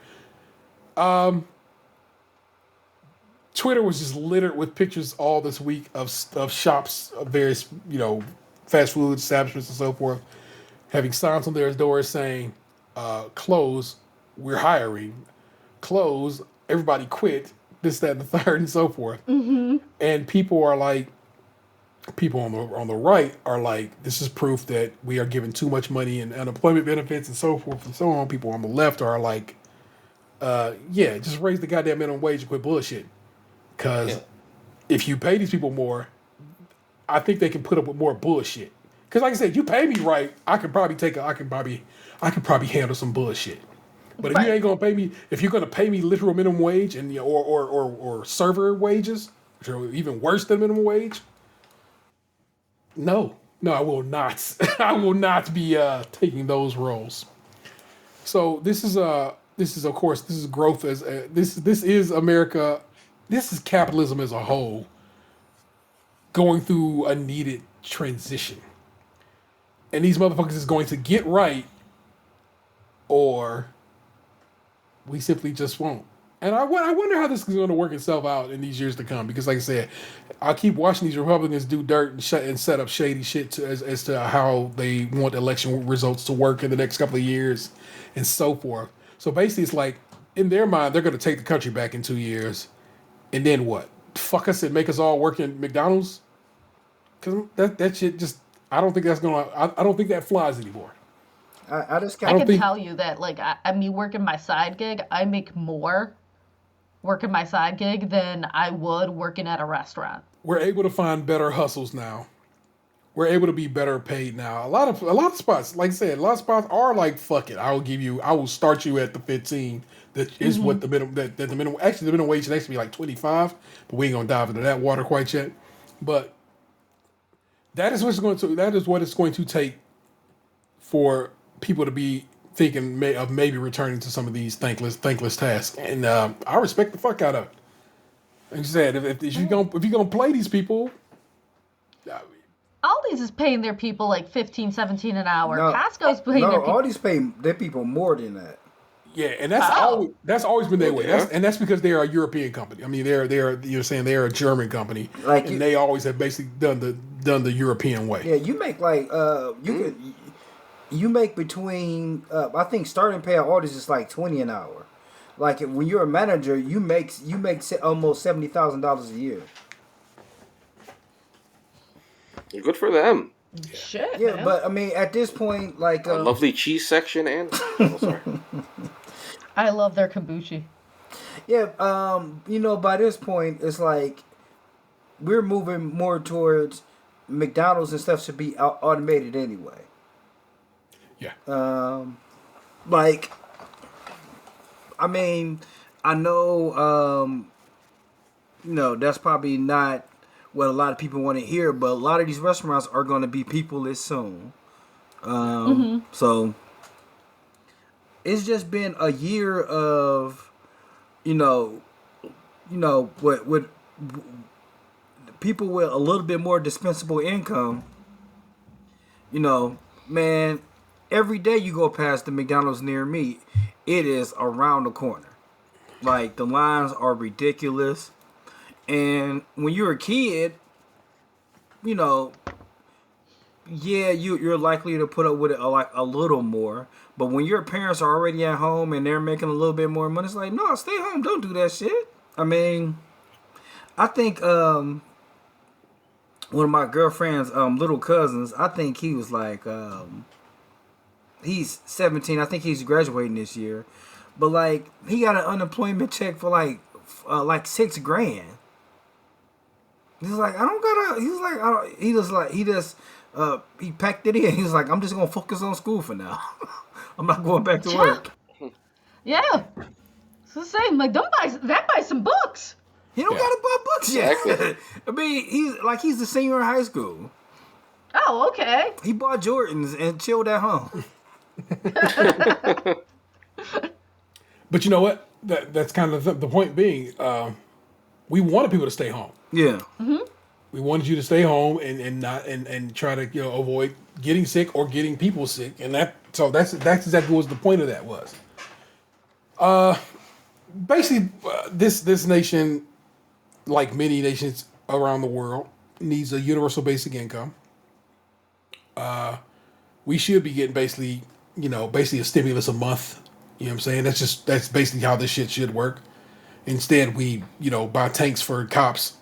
I don't understand that, but that's just what we do right now. We don't pay teachers. I just saw a map the other day that said how basically explaining how underpaid teachers are for their degree. And so, like, some of the worst states, they are basically 25% under, 25% less than somebody who else has a degree, you know what I'm saying, in the field makes. I believe our state was something like they're like 12% under. Like the highest state was like Jersey, I think it was 2% under. But still, that means you're still under, you know what I'm saying, what you should be making at that level of degree. Capitalism has been fucking us hard. And we've been rah-rahing, you know what I'm saying, and saying no communism, no socialism, and whatever. But it's like, I think the European way, which is basically, it's capitalism, but a couple of shakes of some socialism in there. You know what I'm saying? Healthcare and teachers being paid correctly and so forth and so on, being just like, yeah, we just cover that. It helps. It helps the bottom line, which is why they get like 6 weeks of vacation a year, I'm saying, of holiday a year in most European countries. You know what I'm saying? They get years off to raise their children. You know what I'm saying? Like the first couple of years of a kid's life, they get to be with that child and help raise them up. You know what I'm saying? Mm-hmm. It just works better. But also, oftentimes, I have to remember we are a young country full of idiots. And we have a lot of growing still left to do. You know, it wasn't always this way in Europe. It arrived there. And we have some hiccups and some shit to go through before we get to where we're going to get to. But I'm hopeful. But that's because I always remain hopeful. It's just it's who I am as a person. I am a hopeful type dude, you know. And I am hopeful that I'm hopeful that this is the start of something good and big. Like I said, it's tight, bro. If you got it, I realize all these places will be like, look, we have to pay more. We're going to raise our prices. So, well, dumbass, that shit all it works itself out. If you raise your prices, but you're paying more, well, okay, if you paying them more, then I can go to my job and be like, look, I can go do an easier gig for the same money you paying me, or you can get right. And then I'm making more. And then they making more. And then that price increase didn't matter because we all made more money and it just, you know what I'm saying, we all just kept riding. Well, It's the system that you built. I gotta say two things. One, they raise the prices anyway. So Yeah. and then they still sell whatever they're selling. So if you raise the prices, shit, by a quarter, it's still gonna get done. Oh, all that shit's gonna get raised up anyways. Thank you, Russia. It just is what it is. And then the other thing I was saying, I want to say is like it's surprisingly like that. There's so many old people in charge. There's so many people with these old ideas, like who've been in charge for. You should just be happy to have a job, kind of ideas. Yeah, and they've been in charge for so long. Like literally, the same 5 people have been running this country for the last 40 years. Like, Where's that Cabana boy that's been blowing McConnell, man? Not McConnell. What's his Fallout. face? Matt Gates. No, Matt Gates is fucking little girls. I forgot. That's hard to keep track. Allegedly. Oh, right. Allegedly. Just sprinkle a little allegedly right across there. Well, yeah, that's right. These old men, they got these old mentality like, back in my day, you got paid $3 an hour and you're happy. Like, well, shit. man, that was Everything has gone up since then. That was There's no 60 penny years candy ago anymore, when you got motherfuckers. paid. Back in the day, you could work for $3 an hour and buy a house. It's a Right? different I was gonna time. say, like, back in your day, college cost $6,000 for 4 years. Yeah. So, Yeah, like I said, they don't have penny candy anymore. man, R.I.P. Penny Candy. Or not really, because man, those little fruities was good. I don't know what you talking about, T. the little fruities was good. You're right. Oh my God. Okay. That haven't been all said. And like I said, we just rolling. First up, as always, should be Tatum. And do you have anything that you that you thought you was gonna rap about on the show this week? Nah, I'm good. I thought so. Just want to double check and make certain. And that's no disrespect to you, but it's like it's cool. It's cool. So that means I passed the microphone checker 1 2 1 2 to my man Gabe, and I think you know what that means. But That Gabe, means SKiM goes Hollywood. I need a theme Not for West that. Hollywood, unfortunately, but I have to find a theme for SKiM Goes Hollywood that way I can play it. Also, we're definitely going to need a logo for that. That should be a I'm design still in the working on it. store. Oh, I know you got some ideas on deck, so it's cool. So, But, what are we talking about this week, sir? this week we review and talk about Frank Grillo and Mel Gibson's and Naomi Watts' Boss Level. Was that Naomi Watts? Yeah, that was Naomi Watts.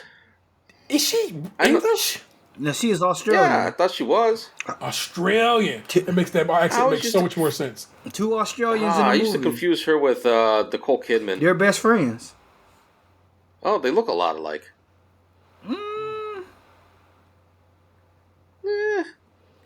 A bit. Don't worry, Naomi Gabe Watts was has a slightly smaller racist. forehead. All white people look the same to us. We're saying it's okay. We just slightly white blind. Keep going. All right. Well, Frank Grillo, as you might know him as Crossbones in the MCU. Oh man, could not place that face to save my That life. was bothering you, wasn't it? and was just like, I know that guy, but where do I know that guy from? Yeah, he's Okay. Crossbones. Not he That didn't would also last tell long me in why the he MCU. he is so colossally jacked. Yeah! He kept that MCU body. Like, man. He's torn up. Yeah. Yeah, bro, he was shredded. He looked great. I gotta respect it. So this is like a action comedy Groundhog's Day, where Oh, hey, he's single. Never mind. Go on. Man, that guy He's is stuck in a loop. 55. I'm just saying, he's a handsome man. Stuck you in a can see loop. it in the face though. His face is his eyes weathered. was wild, wrinkly, and he was a little leathery for my taste. So I hear you. But so this he's a special ops, real black ops kind of guy, Delta Force shit, stuck in a time loop where he dies every single day. What city did y'all think this movie took place in? Canada. Apparently, it took place in Atlanta, and I didn't know did? that. I was gonna say L.A. Same thing. I was gonna say L.A. I was gonna say LA because they just let their kids run around like a bunch of little heathens. Okay. Okay, I'm sorry. Go on. Well, Atlanta is the L.A. of the South. It is. That's true. That is 1,000% correct. So yeah. Yeah. So he has his ex-lover and the mother of his child. Puts him in this time loop by taking a sample of his hair and put him in what's called the Osiris spindle, where he's trapped in a spindle. The spindle's on, and he is in this loop, and he's just gradually learning how to survive and how to last longer, and what to do in the spindle. Now he starts. We start the movie off with him and his 140th attempt at this. Yeah, I think the counter was neat. Yeah, I thought the counter was neat. The in progress, I like that. It wasn't hard to follow along. I mean, I wonder if I didn't know what was already going on, would I have trouble filing it? But the movie did kind of spell things out. I don't like. I guess I had one issue I had with the movie is they didn't let you just figure things out, like the whole tooth thing. Was it necessary to have Will Sasso's character in the background of the dental office? No. We got it. They planted the tracker in his tooth. They didn't need that. You didn't have to beat us over the head with it. You're right. Yes. That was Will Sasso? I thought that was what's his face from InfoWars. It did. He looked like a jacked up. What's his name? Alex Jones. Alex Jones. Yeah, jacked up Alex Jones. Ruined it for me, G. I was really hoping it was sorry. just Alex Jones. I thought Will Sasso was good in this. He was fine. He was fine. He was fine. You smell nothing? Okay. I'm gonna give a unique take on the movie. I think. You know what I liked about this movie? This movie had a lot of great facial hair. Frank Grillo's facial hair was really nice. Mel Gibson had the duckbill going on. Will Sasso, they made a joke about him dyeing his beard, but I thought it looked nice. Yeah. He left, if he was dyeing it, yes, he was dyeing it on the sides, and he left a little gray on the chin, and I thought that's classy. Hollywood Hogan style. Yes. Mm-hmm. So let's see. No, keep going. When it's my turn, you'll let us know. Well, I'm not going to give a whole movie synopsis because it was a lot going on in the movie. But he's being tracked by assassins. I mean, okay. So a couple things I fuck with, a couple things I whatever. I enjoy the variety of assassins they sent his way. Mm-hmm. I like that. What was the one Asian lady name again? Guan Yin. Bruh. She was the best. And I did this. And Guan Yin did this. So you know what I'm saying? That shit was hype. I love the irony of her name. So Guan Yin. Yeah, Guan Yin. I am Guan Yin. Goddess of the Buddha Hivista of compassion and mercy. Oh, that's dope. Look at that's why we bring the witch onto the show. She be knowing things, people. Shit, motherfuckers. That's perfect. Of course, we know Mel Gibson is an anti-Semite and just a general trash human being. How interesting that one assassin had Hitler's gun. What the fuck was going on there? That was weird. That's for the Jews. That shit was funny. It's like right there. Yeah. Frank Grillo was funny in this. I liked his performance. Yeah, he was entertaining. He's in a show on that's available on Netflix now called Kingdom. Man, watch that show if you enjoy his style of acting, and you know, I enjoy it. You get 3 seasons worth of it. Okay. I know that show for some reason. I talked about it before. Mama selling dope. The mama owned dope. Yeah, something. Yeah. And one of the Jonas brothers is in it too. Bonus Jonas? No, not Bonus Jonas. The handsome one, not the cute one. All right. All right. Well, hey, I will say something about that. Mel Gibson may be a racist, anti-Semite, abusive, and a trash human being, but he's a good actor, and they really underutilized him in this. They used him just as much as they could. It was so much going on in this movie. You could only, but also then of course you don't really know the motivations of the top bad guy. You know what I'm saying? And that's what he is. And I guess you're right. That is something they probably could have done about. But it's also a 90-minute movie. Oh, it's a real short movie. It flies. And then like Mel Gibson did give him some sweet punches. Like I was like, oh, they gonna let him fight? I was like, okay, yeah. Okay, Mel. It was a couple of line reads. I was like, y'all couldn't have went for a second take on that one, eh? Okay, I guess we're gonna let that walk. At one point, Naomi Watts says the what did she say? She says the time space continuum. I'm like, that's backwards, and I know that's backwards, and they should have took another shot at that. And then Guan Yin said something. Guan Yin said something too, and then and Frank had a couple of stumbles, and I'm like, y'all really should have just let me get one more. Let him get one more take for that. You know what I'm saying? But also, this movie had a $45 million budget, so I kind of get it. It's like, you know what I'm saying, we out here, we hit. I mean, also for the money, not bad special effects wise. You know. No, not at all. Yeah, and this movie apparently was filmed in 2018, so it actually had kind of been sitting around and getting worked on for a bit there. So I mean, I get it. The end of the world explosion didn't look great. It looked a little cartoony. Yeah, I mean, yes, yeah, but I mean, I didn't say it looked $45 million worth of okay. Okay, fair enough. It's not Independence Day explosions, I guess. Again, I like that it was a very, very, very diverse cast. You know what I'm saying? They had just a little bit of everybody in that motherfucker, of all sorts, sizes, colors, and everything. I was like, okay. Black Germans. That was dope, man. That shit was dope, though, man. When he said the German twins, I was really expecting like Aryan boys, not these black. Mm-hmm. They have black people in Germany. Boris Kojo. I know what I'm saying. We don't. Yeah, that's what's dope about it, Gabe. Jesus, yeah. Come on, man. We over here trying to celebrate the good. But I say I had a good time with it. I truly did. And so I enjoyed it. I enjoyed him figuring out, oh shit, how many times have I let my son die? You know what I'm saying? And then him figuring that out and then fucking up all them cops, because that was a delight too. Always a delight to see a cop get his ass whooped. You know what I'm saying? So respect the hell out of that. So a couple of things. Vanessa and I watched this together. She immediately called that he was going to use that helicopter to get back to his wife in time.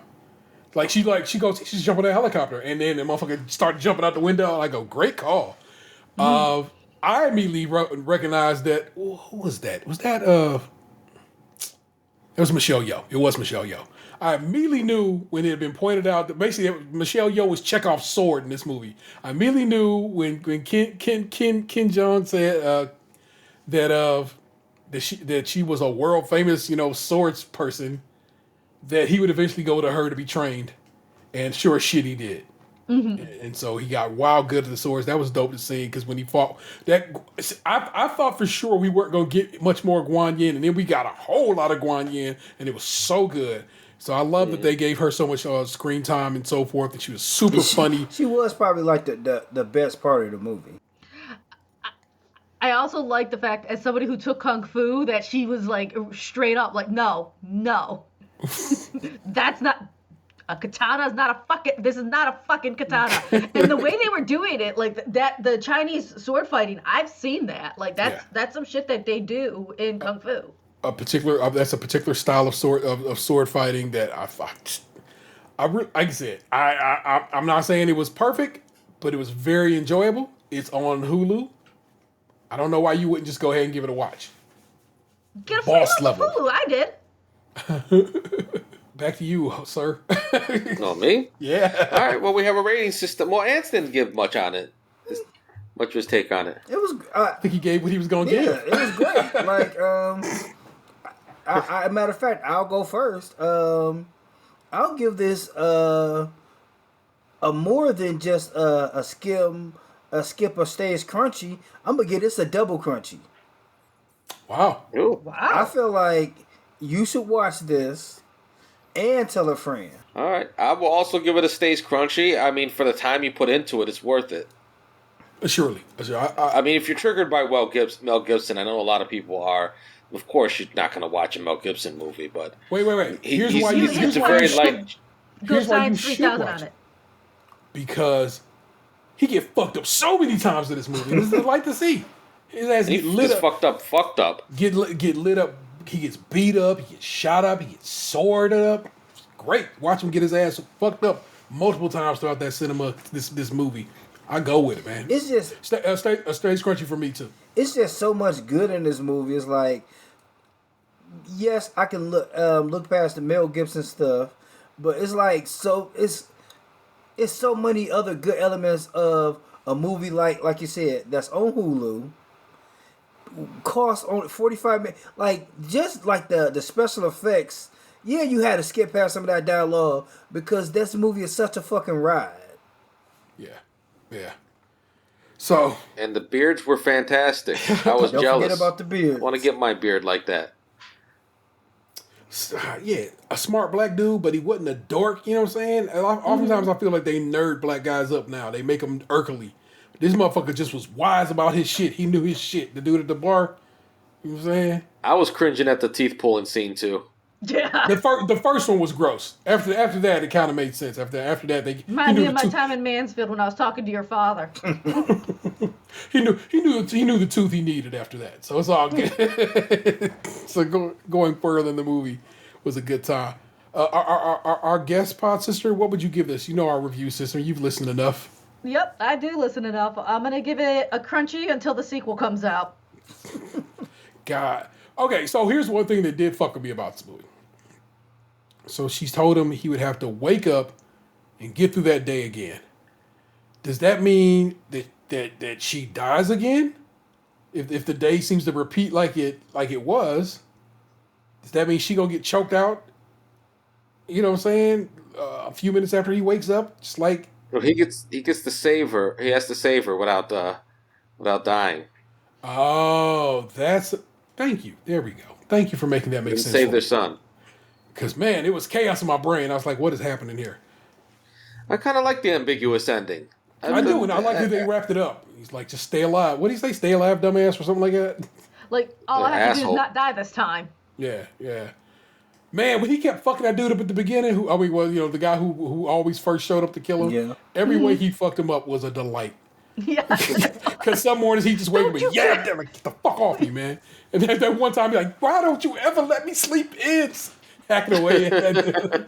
Like, you're right. I'll be mad about that too, man. Yeah. So I can't even be mad at you, man. So I would yeah. So that's what's up with that. You know what I'm saying? That's how we get down with that. Thank you, as always, Gabe, for that, man. Well, you're welcome. And thank you, Ann, for the recommendation. I sure. really enjoyed that one. You're welcome. We're anything? due for a bad one. I have to pick a bad one next time. Oh, I already got one for you. I'll tell you about here after the fact. But anything going on in your world that you care to share with the listeners? I mean, I don't want to deprive them of your natural storytelling acumen. No, If not much it's going on. Just double checking. It's same old shit. On my way to rescue my wife, I ate a half-eaten wing and I scraped myself on a textured wall. Oh no. Those textured walls can be sharp, man. Mm-hmm. You need bubble They look wrap. so nice. I know what to get him for. I know what to get him for his birthday. I'm gonna get him a bubble wrap suit. Half a wing and it almost took your arm out. That's right. That's about how that should go. That track. Oh my god! But you know how we do. We after all the rest of the show, we take you on one last ride, and we head to the mean streets of Reddit, and we simply ask the question: am I the asshole? Apparently I pulled some bangers last week, so much so that we had leftovers, and so I'm actually just pulling directly from the leftovers, making this your options tight. But we got them here. Am I the I might have asshole? to check that out when I go do my working on Fridays. Am I the asshole for not checking my mail more often and causing my neighbor to miss out on something that was time sensitive? Am I the asshole for not wanting my roommate/tenant to do porn in my house? Am I the asshole for refusing to take my sister and her kids in unless her husband stays out? Am I the asshole for being upset with my husband for using my bonus on him? And remember, that one also comes with a whole another update post. So that's a particularly chunky one. They're all so good. I can answer a couple of those with the title. Don't take your sister in because of her husband. That is not how we function, madam.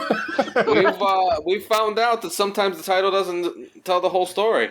I don't need the whole story. I already know what's going on. It's what I get paid to do. You're our guest. I'll let you pick one of those. I am deeply curious about the porn one. And we ride out with, am I the asshole for not wanting my roommate/tenant to do porn in my house? So here's the situation. I own a 3-bedroom home. I, 20, female, rent the second bedroom to my friend, 21, female. And the third is a spare room. This is exactly what Box said last week. How fucking fantastic. She has an OnlyFans, which I don't mind, and even take a lot of her pics and pictures for her. She has a boyfriend who said he wants to do porn with her. He does not live with us. He lives with his grandma. Oh, so he just assumed they would. I already know. So he just assumed they would do it at my house. When she mentioned this, I immediately told her I didn't think it was a good idea, and it would make me extremely uncomfortable. She didn't like that and acted like it wasn't a big deal, and they wouldn't be loud. I kind of put my foot down and said that you would need to find somewhere else to make porn. Also, not being loud that reduces the quality. Am I being unreasonable? I can give more context if needed. There are 3 edits to this. Edit 1. I am not banning sex. That is not what I said. We're both in our 20s. Of course we have sex. Edit 2. She made it clear that they would be selling it, not just a sex tape for them personally. Edit 3. Someone suggested I add her OnlyFans I add that her OnlyFans is only partially nude, cleavage pics and lingerie shots, not solo porn or even close. I help her take some pics super up close on her bed where you can just see her and her duvet. It's a side gig that is not a significant amount of income. I don't know if that third one was necessary. The other 2 add some context. I'm going to say this. You have a roommate-tenant situation. It's like Dan. Dan has his roomie. I am certain that Dan's roommate has guests over and they, have some adult wrestling. And so from the top dreary rope. I look at this as that. You know what I'm saying? Like she's her roommate is boning her man. They just happen to pull the cameras out. Who cares? Well, who's going to film it, though? That's what you have a tripod for. Thank you. But look, Gabe. I'm gonna show you. I'm gonna show you. I got a tripod right here. I'm gonna show you how it works. See, it has a light right here, and then I have like a little. You put the phone right here, and then you get the top. This is wildly easy, and I don't understand why you're asking the question. I guess clarify. Because it's not very good quality. It sounds like bad quality, sir. This phone shoots 4K 60 frames per second. This shit is better than fucking film cameras used to be some years ago. What the fuck are you talking about? I'm talking about like not zooming in on their faces and during key parts. See, that's because you are expecting a porn shoot, whereas I know this is just some amateur good time shit. Yeah. And so let me give you some tips on how that works, Gabe. No, I want to hear what Ann has to say. I was just all I was gonna say was, forgive me, Podsister, is how many like movies with bad quality have you watched, Gabe? Like adult cinema. I don't watch that stuff. Gabriel. Good answer, Gabe. Gabriel, I'm gonna tell you that when we were kids, and you weren't home because you were wrestling, Me and Melanie got really curious about what you were hiding in your closet. Oh, come on. You guys can't go through my stuff. That's too late. I mean, You're 14! what are you gonna go hop in the Osiris spindle and change things And prevent that from happening? That would Plus, we've discussed your past collection on this very show before. People, that would be If you amazing. know, That would be an yes. amazing plot for a movie. Stopping your sister from looking at.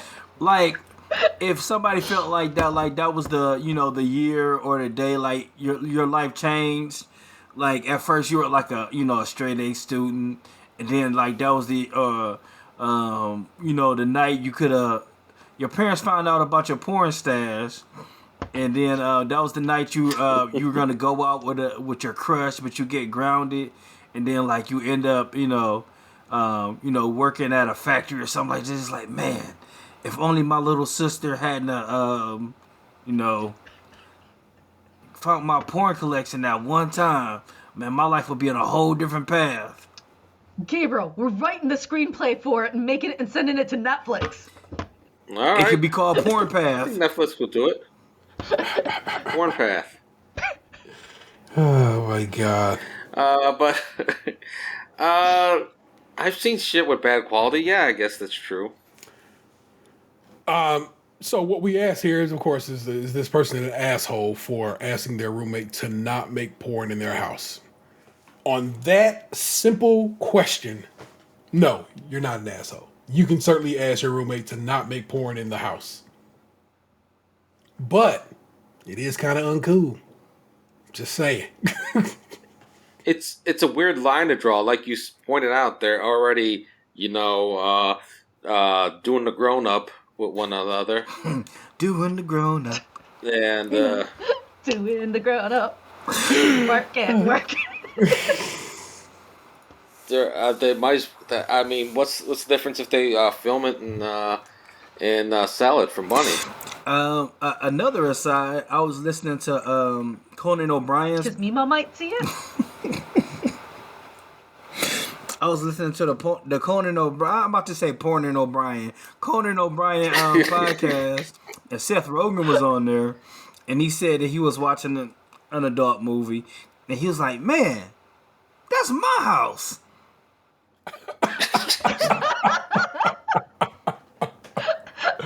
Oh my god, he copped the house, somebody shot it in. Mm-hmm. Very nice. Very Nice. cool. Let's see what some of the And comments if say. you guys should pick it up, it's a good read so far. Yearbook, Seth Rogen. Right on. Nice. Not the asshole. You're renting a room out, not a movie studio. They can get a hotel if it's that important to them. Agree. You can go get a I was hotel thinking room. the same thing. That you can definitely do more shit in a hotel than you can in a bedroom. Like, get chicken fingers afterwards. Right.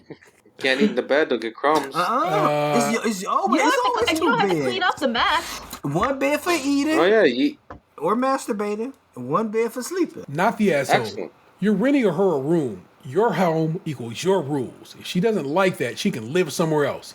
Please do not leave your home alone with her because I have the feeling she'll go ahead with it anyway.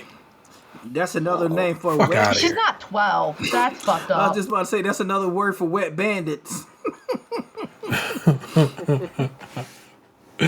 Let's see. I'm trying to see if anybody's like, oh man, that's some bullshit. Because I think it comes down to this person is not an asshole.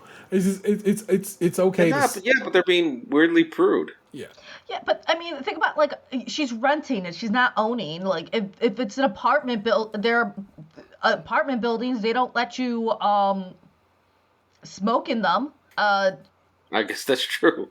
And like certain houses, you're not allowed to do smoking. And like a lot of the houses I looked at, it's like you can't smoke in the house, or like these big huge houses with these big huge yards. You can't have a dog over 5 pounds that has 3 legs. Like There'll be And more shit than like- 5 pounds. Anyway, this person says you're the asshole. Your edit says you're not banning sex. Having a camera on does not change what they're doing. This is unreasonable and an unreasonable thing to be hung up on. And I'm That guy uses the word then evidence. a lot of apartments don't allow you to run a business out of there. So that could have been a loophole too. That's true. Oh, it's a house. This woman owns a house. At 20 years old, I'm not gonna lie to you. I'm not mad. I'm impressed. I think she's leaving out that she had her OnlyFans as well. She just don't want her moving out on her territory. That might be it. That might be it. All right, here we go. We got another one. You're the asshole. If you put your foot down for all types of pornography, I'd say not the asshole, because I wouldn't want my house to be in the set of pornography spread across the internet.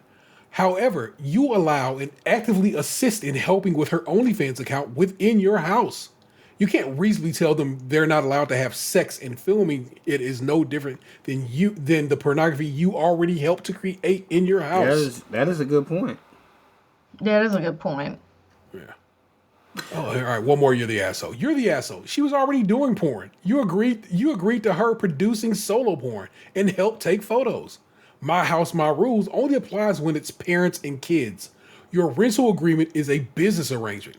Your roommate is earning money in order to pay you.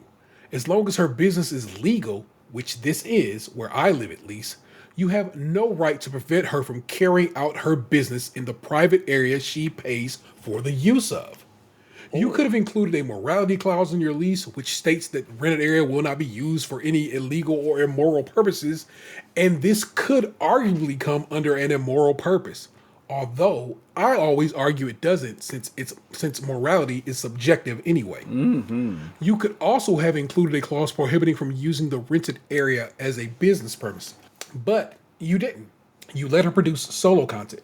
You already agreed to her producing porn. That's what her OnlyFans is. You have no right to prevent her from carrying out her business in your home just because it makes you feel icky. Ooh, is that the legal eagle from YouTube? That person's name is Peppery Deer. Oh. Peppery Deer. It must be a jerky fan. It did have a bit of a bent to it that makes you say, what's your day job, sir? Yeah. All right. Where we at? We been going for like 2 hours. All right. One more. All right. Y'all want to do...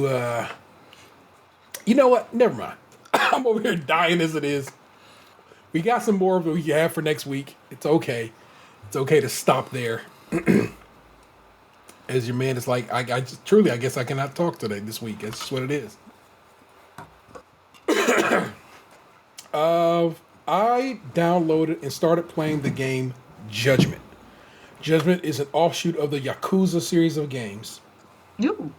Where you play as a disgraced attorney who got a man off for murder. And the first thing he does after you have gotten him off of murder is apparently go home and murder his girlfriend. Thusly making you a disgraced lawyer. Because in Japan has, and this is true, Japan has a amazingly high conviction rate. Basically, they just don't fuck around. They have like a 99% conviction rate.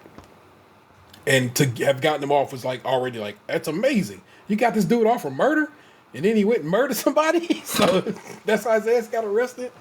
But That doesn't mean he committed the other murder. As you watch the intro movie, I already feel like I'm going to eventually find out that man didn't murder somebody. But we'll see. I don't know. I've not read anything, but that's where I'm. What platforms is this on? It's on 4, 5, all the Xbox series. So you can get this game if you want. It's $40 for the newer versions, the fancy versions, Xbox and PlayStation 5 versions. So I wouldn't doubt it. You can probably get it for like $20. Worth it. Worth it. I'll see if my honey badger will get it for me then. It is so good. What's it so called far, again? And, Disgraced? It's called Judgment. JUDG Mint. Judgment.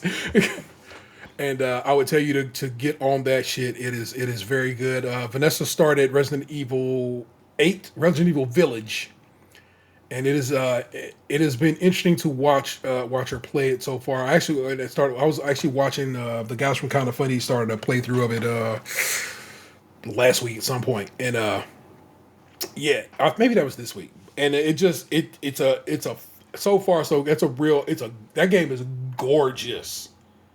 Like some of the best graphics I've ever seen in a game ever. The RE engine is really, really, really well done. So I would also tell you, what I'm saying, that's available on all the consoles too. So consider playing Resident Evil Village. Less dirty, less scary. Less scary, dirty like Resident Evil 4 was. If you, and I know you remember Resident Evil 4. That was one I of love Resident Evil 4. God, it's one of my favorite games. And it's got that big lady in it that all the internet is going crazy over. 9-foot tall woman, 9-foot tall vampire woman to make that point crystal clear. So I would I definitely, like tall women. I would definitely tell you to get. I know you do. You married a tall woman, so I would definitely tell you to get down with the get down and check both of those games out. They're really, really great games. Goddamn, Judgment is so good. I kept hearing about it on the various podcasts, video game podcasts I fuck with, and I finally was like, let me just buy this shit. So And it's one called Lost Judgment, and then it's Judgment. Lost Judgment just got announced this week. It doesn't come out till September, so you're good. Yeah, you want Judgment, which is the first game in the series, and going forward, they're going to basically the Yakuza series just went turn based in its most recent release. Yakuza Like a Dragon. Going forward, all Yakuza games will be turn based, so RPG style. You know what I'm saying? Take your turn when you fight, and Judgment will be their brawler game. You know what I'm saying? And so I fuck with it a lot. It's like I said, it's great. Plus, you got all these Sega arcade games because it's a Sega game. So you go to an arcade and you can play Virtual Fighter. You can play Outrun. You can play all these other old school arcade games within that game itself. Cop that game straight up. All right. That's our little. And y'all been playing anything this week? Busy. I hear you. I'm just double checking. All right. Same. I want to get back on Resident Evil 7. I'm stuck on one part. I watched again those Kind of Funny guys. That's they were playing through. They finished 7. That's what it was. They finished 7 on a stream last week and started 8 this week. And so it's fun watching them play through it. That game, Resident Evil 7 takes some twists and some turns. I was impressed. I was like, okay, I see where this is heading, and I think that's pretty dope. So that's what's up. So yeah, that is it, people. We've just given you a show, but you know what the deal is. Please rate, review, subscribe, and share the show wherever possible. Tell a friend, and then tell that friend to tell a friend about our show. So our show is dope. It's what the Podsister does all the time. We have lots of listeners who come directly from this woman, and that's dope. Go hit up our. Shit, I worked with some of those people. I know. But that's what's up. Subscribe to the YouTube channel or Twitch channel. Of course, follow us on Twitter at SKiMPod, SKiMPOD. You know what I'm saying? Show us love over there. April just subscribed to our YouTube channel, probably expecting us to be streaming live tonight. And I'm so sorry to disappoint that I was unable to get the streams working on YouTube. I am going to work on this up until episode 400, and hopefully episode 400. Damn it, I gotta quit saying that. Episode 400 will hopefully be us sitting around a table somewhere. I put the mics away, but they over there. Trust. We got the hookup now. We got some dope new mics. We got a dope new recorder. We're gonna cipher divine wisdom. It's gonna be great. I cannot wait to just sit around a table and chat with y'all motherfuckers again. I just can't. I love this. I don't mind this interaction. This is nice. But it's something about seeing y'all and being able to just kick it with y'all. And I'm excited about that very idea. However, those microphones was wild expensive. And if you want to support the show financially and have a few bucks to toss our way, you can join us over on Patreon, where members at the $5 and above tier get extra content each month and early access to new shows. We also have merch available on tpublic.com/user/stage-milk. If you're watching right now, you can see that I'm rocking a podcast shirt. I love the logo design. I love the way the show looks. It pops on the white. I be thinking like a yellow joint, but I don't know. I like it. I like it a lot. It's really nice. It's one of several designs available over on our shop, and I would tell you to go cop you a shirt or a mask or any number of things, a mug, if you will. If you got the mug, let me know. I like to see it in person. Well, I like to just see it in general. Okay, and just like the Podsister here does from time to time, feel free to give us a call. 216-302-8763. That's 216-302-8-POD. We'd certainly love to hear from you. What's always fun is reading the transcription, because they never can get the idea of the Podsister. It's oftentimes, this last time it says pasta sister. And it makes me laugh. I've had like, so because Gabe has called on the show when he was out before, and he was like, hey, it's the SKiM Podfather, and it says something completely different than that as well. So it's always fun to see what their auto translate thinks you're saying when you're not actually saying that. The Silver Coqui, the Podsister, so dope for you to have come and hung out with us. Thank you so very much for joining us. Yes, thank you. It's good to see you, sis. What is essentially you too, big brother. Our birthday show. So thank you for that. Oh man, I wouldn't miss this in the world. I got you guys cake and everything. Real cake, ice cream cake. As real as any cake could be, I guess. You know what I'm saying? Would you like the listeners to follow you? And if so, where would you like them to follow you at in these social media streets? Okay, well, I gotta pull this shit out because, I got my private shit. Not like that! Oh my god, Gabriel, no, it's just family. I didn't say anything.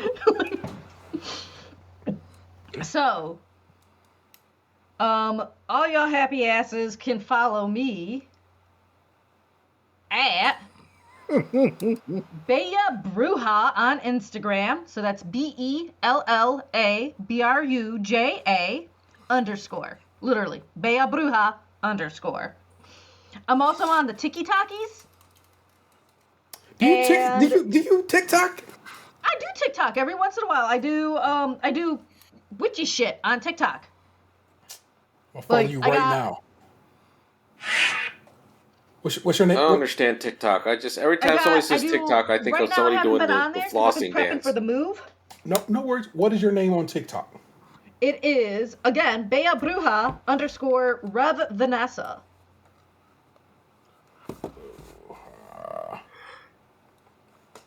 Wait a minute. Do it again. Bella Bruja. Bella Bruja _, and then it's all lowercase letters. Rev Vanessa. Rev Vanessa. Because indeed, she's an ordained. I'll teach you how to do some money magic. She is an ordained minister. I am an ordained minister. If you guys need to get married, give me a call. I'll get you married. Hey, I also do spiritual counseling. Here you go. Yep, that's me. Follow. Bam! Got myself another follower. Couple more followers. I could start doing my OnlyFans page. You motherfucker. Top of zero. What am I going to do with you, dear sister? Hey, I'm going to be 2,000 miles away, G. It'll be okay. I can't support this idea, but at the same time, not a terrible idea. That is Tatum 216. Yes. Ouch. How is the bouch, man? The bouch? It's fine. No particular affinity or whatever for it? It really brings the room together. Right on. Gotta get you a nice rug. That is the real ODP. I am here. My big brother, I love him. Our missing man is Lunchbox 2099. Please send him some love. I am the Internet's Table 713. You've just been podcast to, and I know you loved it. Tip your fucking drivers, people. Peace. What happened to you?